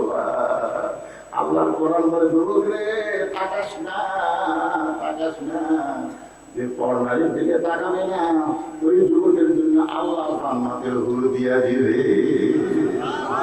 আচ্ছা, আগে হুর করে এই যুবক, এই তাদের মেয়ে কি হুর? তোমরা যদি কোনো মেয়ের দিকে না তাকাও না, বিয়ের পরে তাকাও, বিয়ের পরে বইয়ের দিকে তাকাও। কোন মেয়ে বলতে বউ আমার মতো আনে না, বউটা কি জিনিস আল্লাহ রাসূল সাল্লাল্লাহু আলাইহি ওয়াসাল্লাম বসে আছে, কে বসে আছে? বিরক্ত হচ্ছে না, খুলে বসে আছে। ইতিমধ্যে আমাদের মা আয়েশা ঘরের মধ্যে ঢুকছে, যেই ঢুকছে আমি দরজা বন্ধ করে সাল্লাল্লাহু মা আয়েশা থরথর করে কাঁপতেছে। আল্লাহ রাসূল বলে, আয়েশা কাঁপো কেন? কে ভাই জিয়ামি সাহেব, আপনি দিলে একটা শব্দ,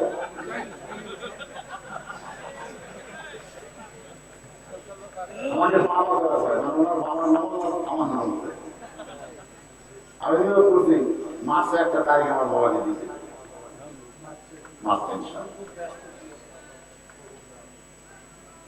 যে কটা আছে কটা বিরক্ত হলো। এখন নবী দরজা বন্ধ করে দিয়েছে, কে গেছে ঘরের মধ্যে?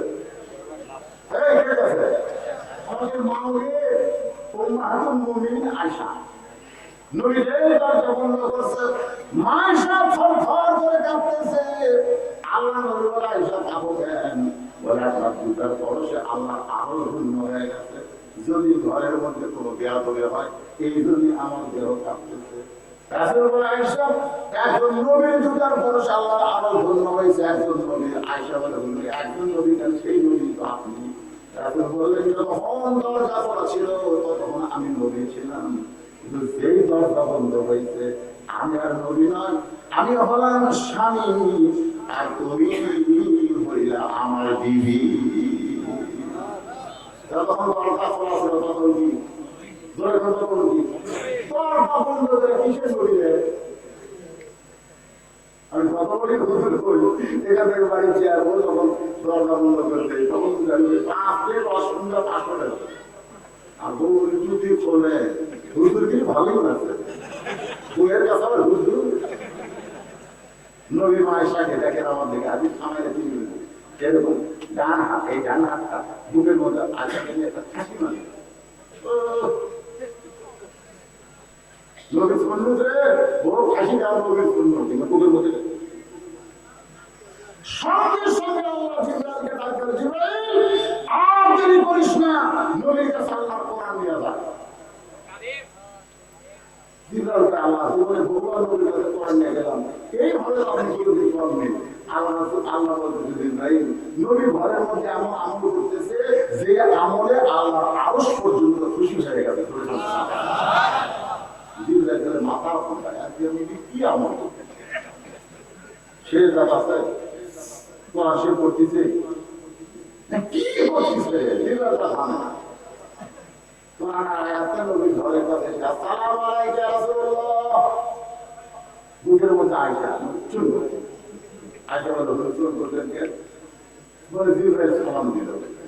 মা এসে বলতেছে একটা টাইম হলো, আপনার জিব্রাইল কিছুই বলতে না, কখন আসা লাগবে কখন আসা হবে একটা টাইম হলো।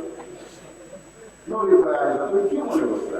ছয়বার হাদিসের হাফেজা, তুমি কি জানো জিব্রাইল নিজের ইচ্ছাই কোনোদিন আসে না, যখন আসে আল্লাহর ইচ্ছায়। ধরে কারণ ঠিক কিনা? নবী বললেন, ভাই জিব্রাইল কি খবর? জিব্রাইল বলে, হুজুর খবর আমার কাছে না, খবর আপনার কাছে।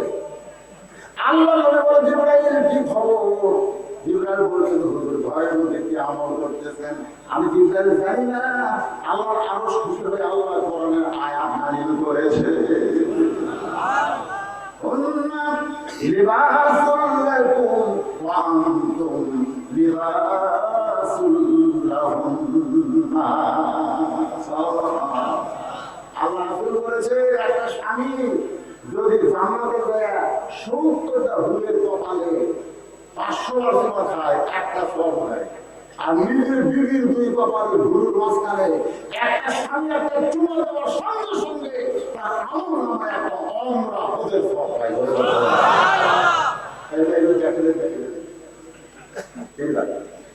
একটা চুমা খাবে কিন্তু শব্দ করে, কিন্তু সম্পর্কের সময় খাবেন একটা অমরা হজের সওয়াব।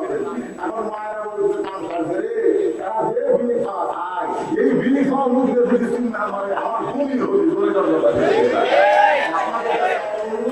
চুমার খাওয়ার আগে নেশা করবে। যারা বিনি খান মুখে বড়ই পাতা, ধরেছেন কি পাতা, বড়ই পাতা দিয়ে পানের মধ্যে একটু চাপাবে, কারণ বড়ই পাতার গরম জলে সোয়া মশারির তলে একটা মুর্দার গায়ে দুর্গন্ধ বড়ই পাতার গরম পানি দূর করে দেন। আপনার মধ্যে ২০ হাজারের দুর্গন্ধ বড় পাতা দূর করে দিবি। এখন খান, তারা খাচ্ছেন, তারা সাইবার কাটছেন, কি করেন?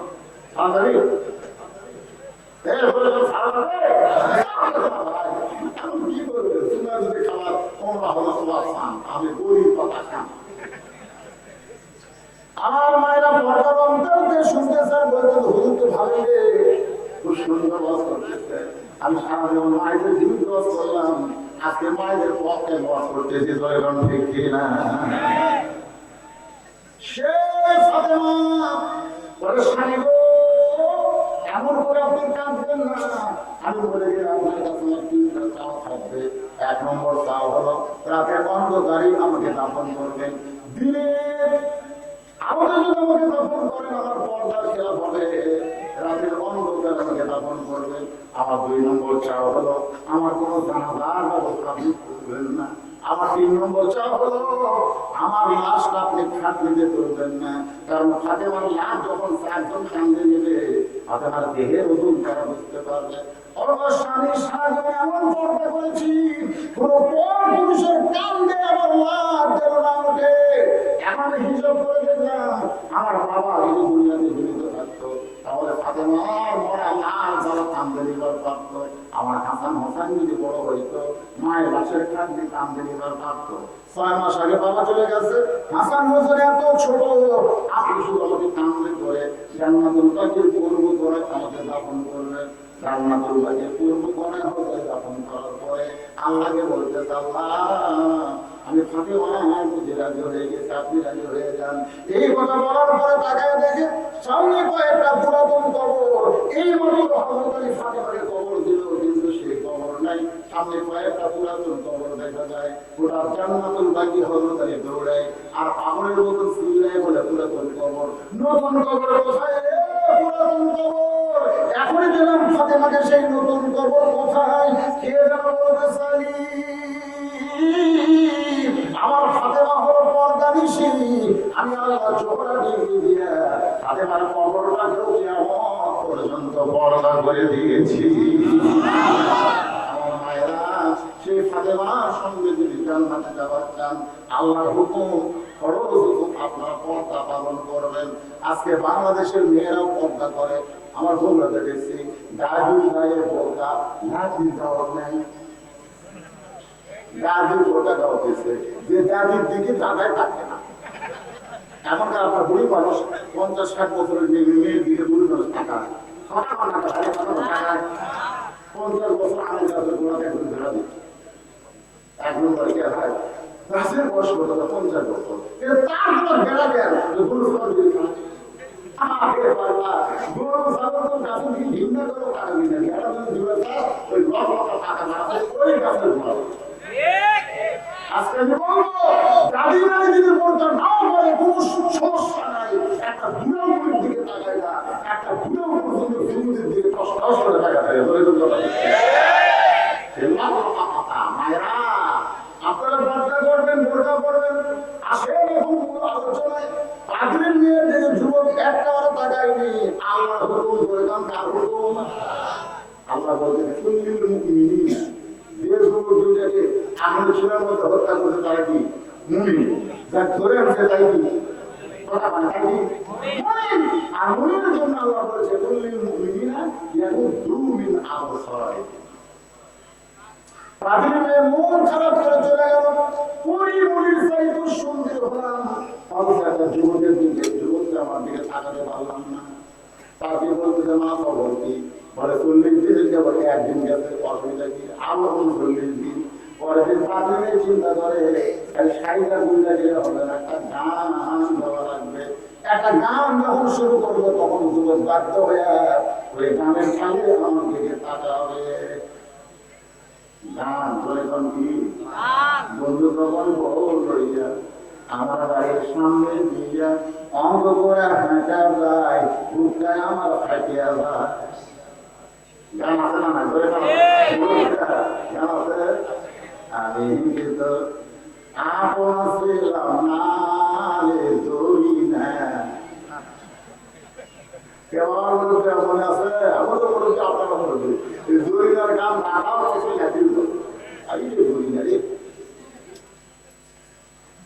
কত গান আছে যে গান দিয়ে যুবকদেরকে নষ্ট করে এখন পাগড়ি মেয়ে গান শুরু করেছে ওই যুবকের ঘরে আল্লাহ বলে যুবকের পাগড়ি মেয়ের কাছে দুনিয়া বিজ্ঞান আর তোমার কাছে আমার আল্লাহ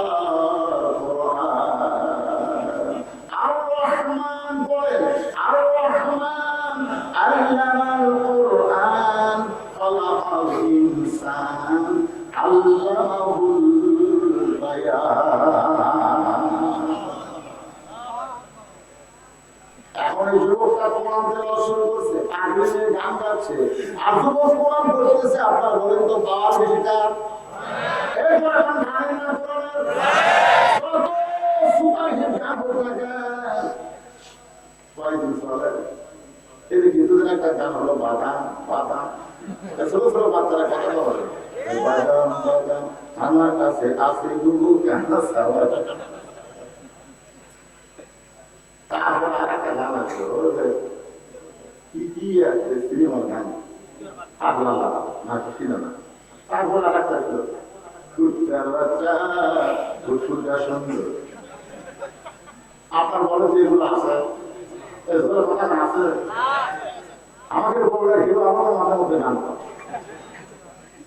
একটা গান খুব বেশি থাকে 15-20 দিনের উপরে থাকে না কিন্তু 10 বছর বয়স থেকে 5 বছর নামাজ ধরেছে এখন লোকটা 60 বছর বয়স হয়ে গেছে এই 50 বছর ধরে প্রতি রাকাতে সূরা ফাতিহা পড়তেছে বলেন তো লোকটাকে এত বছর এত রাকাতে সূরা ফাতিহা পড়তেছে এই ফাতিহা কোনদিন তোমাকে বিরক্ত লাগছে না যখন বিরক্ত লাগবে কোরআনের এমন একটা গান কিয়ামত পর্যন্ত যদি পড়ে তারপরে তার আকর্ষণ আপনার অন্তর থেকে করবে না বলে কোন ঠিক কি হয় মানে 6 জন ছাত্র মাথায় পাঠিয়ে দিয়েছে কিন্তু একটা ছেলে কোরআন তেলাওয়াত করলো আপনার কেমন লাগছে কেমন লাগছে বাংলাদেশের গাড়ি আসার যখন কোরআন পড়ে 3 বছর শব্দ হয় না মানুষগুলো নীরব হয়ে তার কোরআন তেলাওয়াত শুনে এত সুন্দর আকর্ষণ আল্লাহ আমার কোরআনের মধ্যে দান করেছে মেয়েটার গান গাইয়ে তখন যুবককে পাগল করতে পারলো না এবার মেয়েটা ঘরের মধ্যে ঢুকে গেলে গান শুরু করতে যুবক কোরআন তেলাওয়াত করে মেয়েটা চুক্তি করে সে ওই যুবকের পিছনে বসে যুবক কোরআন তেলাওয়াত করে আর মেয়েটা কোরআন তেলাওয়াত শুনে শুনতে শুনতে কয়দিন? আর হাতে হাতে কয়দিন? 40 দিনের মধ্যে 30 দিন হয়ে গেল। বাকি বলে মা 40 দিনের সময় গেছে লাগছে মা, 30টা দিন চলে গেল, এখন পর্যন্ত যুবককে তুই ব্যবসায় করতে পারলি না। মেয়েটা চোখের বাড়ি বের করে মনে মনে কয় বাবা ওই যুবককে আমি ব্যবসায় করতে পারি না, বরং যুবক আমাকে সাইজ করেছে। কিন্তু বলতেছে না তো, এখন কয়দিন? 31 দিনের মাথায় 31 দিনে মেয়েটা পেছন থেকে বলতেছে তোমাকে নষ্ট করার জন্য রোম সম্রাট কায়সারের কাছে আমার বাবা ওয়াদাবদ্ধ হয়েছে, 40 দিনের মধ্যেই তোমাকে চরিত্রহীন করতে হবে। কিন্তু যুবকে তোমার কাছে এমন একটা পাওয়ার আছে যে পাওয়ারে আমাকে আমি পাবলিক নিয়ে পাগি হয়ে তোমার তেলাওয়াত শুনে মগ্ন হয়ে গেলাম। যুবকে আমার দিকে তাকাতে হবে না, বরং যে তোমাকে পাগল করলো সে আল্লাহকে স্বীকার করার পরে না তুমি আমাকে পড়ায় দাও। এবার যুবক ওই মেয়েটার সামনে উচ্চারণ করলেন লা ইলাহা ইল্লাল্লাহু মুহাম্মাদুর রাসূলুল্লাহ। মেয়েটা ঈমান গ্রহণ করলো। যুবককে বলে যুবকে আর মাত্র 9 দিন আছে, এই 9 দিন পরে আমার বাবাকেও বংশধর হত্যা করবে, আমাকে হত্যা করবে, তোমাকেও হত্যা করবে। যুবকরে তাই হত্যা না হয়ে আমরা হিজরত করি, আমরা রোম থেকে অন্য কোনো দেশে পালায়া যাই। যুবক চিল্লায় বলতেছে মেয়ে মুসলমান পলানো যাক না, মুসলমান হয় শহীদ। জোরে বলা ঠিক কিনা? আমার 2 ভাইয়ের চুলার মধ্য দিয়ে জান্নাতে গেছে, আমিও জান্নাতে যাবার চাই। আমার ভাইদের নেকি বেশি বলে ওরা তাড়াতাড়ি জান্নাত হয়ে গেল, কিন্তু আমার নেকি কম বলে আজকে আমার যদি অনেক সময় দেরি হয়ে গেল। মেয়েটা বলে যুবকরে তোমার 2 ভাইকে হত্যা করেছে, তোমাকে হত্যা করবে। যদি এইটা প্রচার না করো তাহলে দুনিয়ার মুসলমান কেমনে জানবে? এই কারণে হত্যা না হয়ে আমরা হিজরত করবো। এবার যুবক আর যুবতী ঘোড়ার পিঠে চড়ে হিজরত করতেছে, হিজরত করতেছে রোম থেকে অন্য মুসলমানের দেশে। এমন সময় পিছন দিক থেকে 2 ভাই মা আহাদান ইয়াদখুলুল জান্নাতা বিহুব্বি আইয়াতি ইলা দুনিয়া ওয়া লাহুম আলাল আরদি মিন শাইইন ইল্লা শাহীদুন ইয়াতামান্না আইয়াতি ইলা দুনিয়া ফায়াক্তুল আশারা মাররাতান। সুবহানাল্লাহ। লিমা ইয়ারা মিনাল কারামাতি রাওয়াহুল বুখারী কিতাবুল মাগাজি। ওই 2 ভাই, যে 2 ভাই যে আগুনের চুলার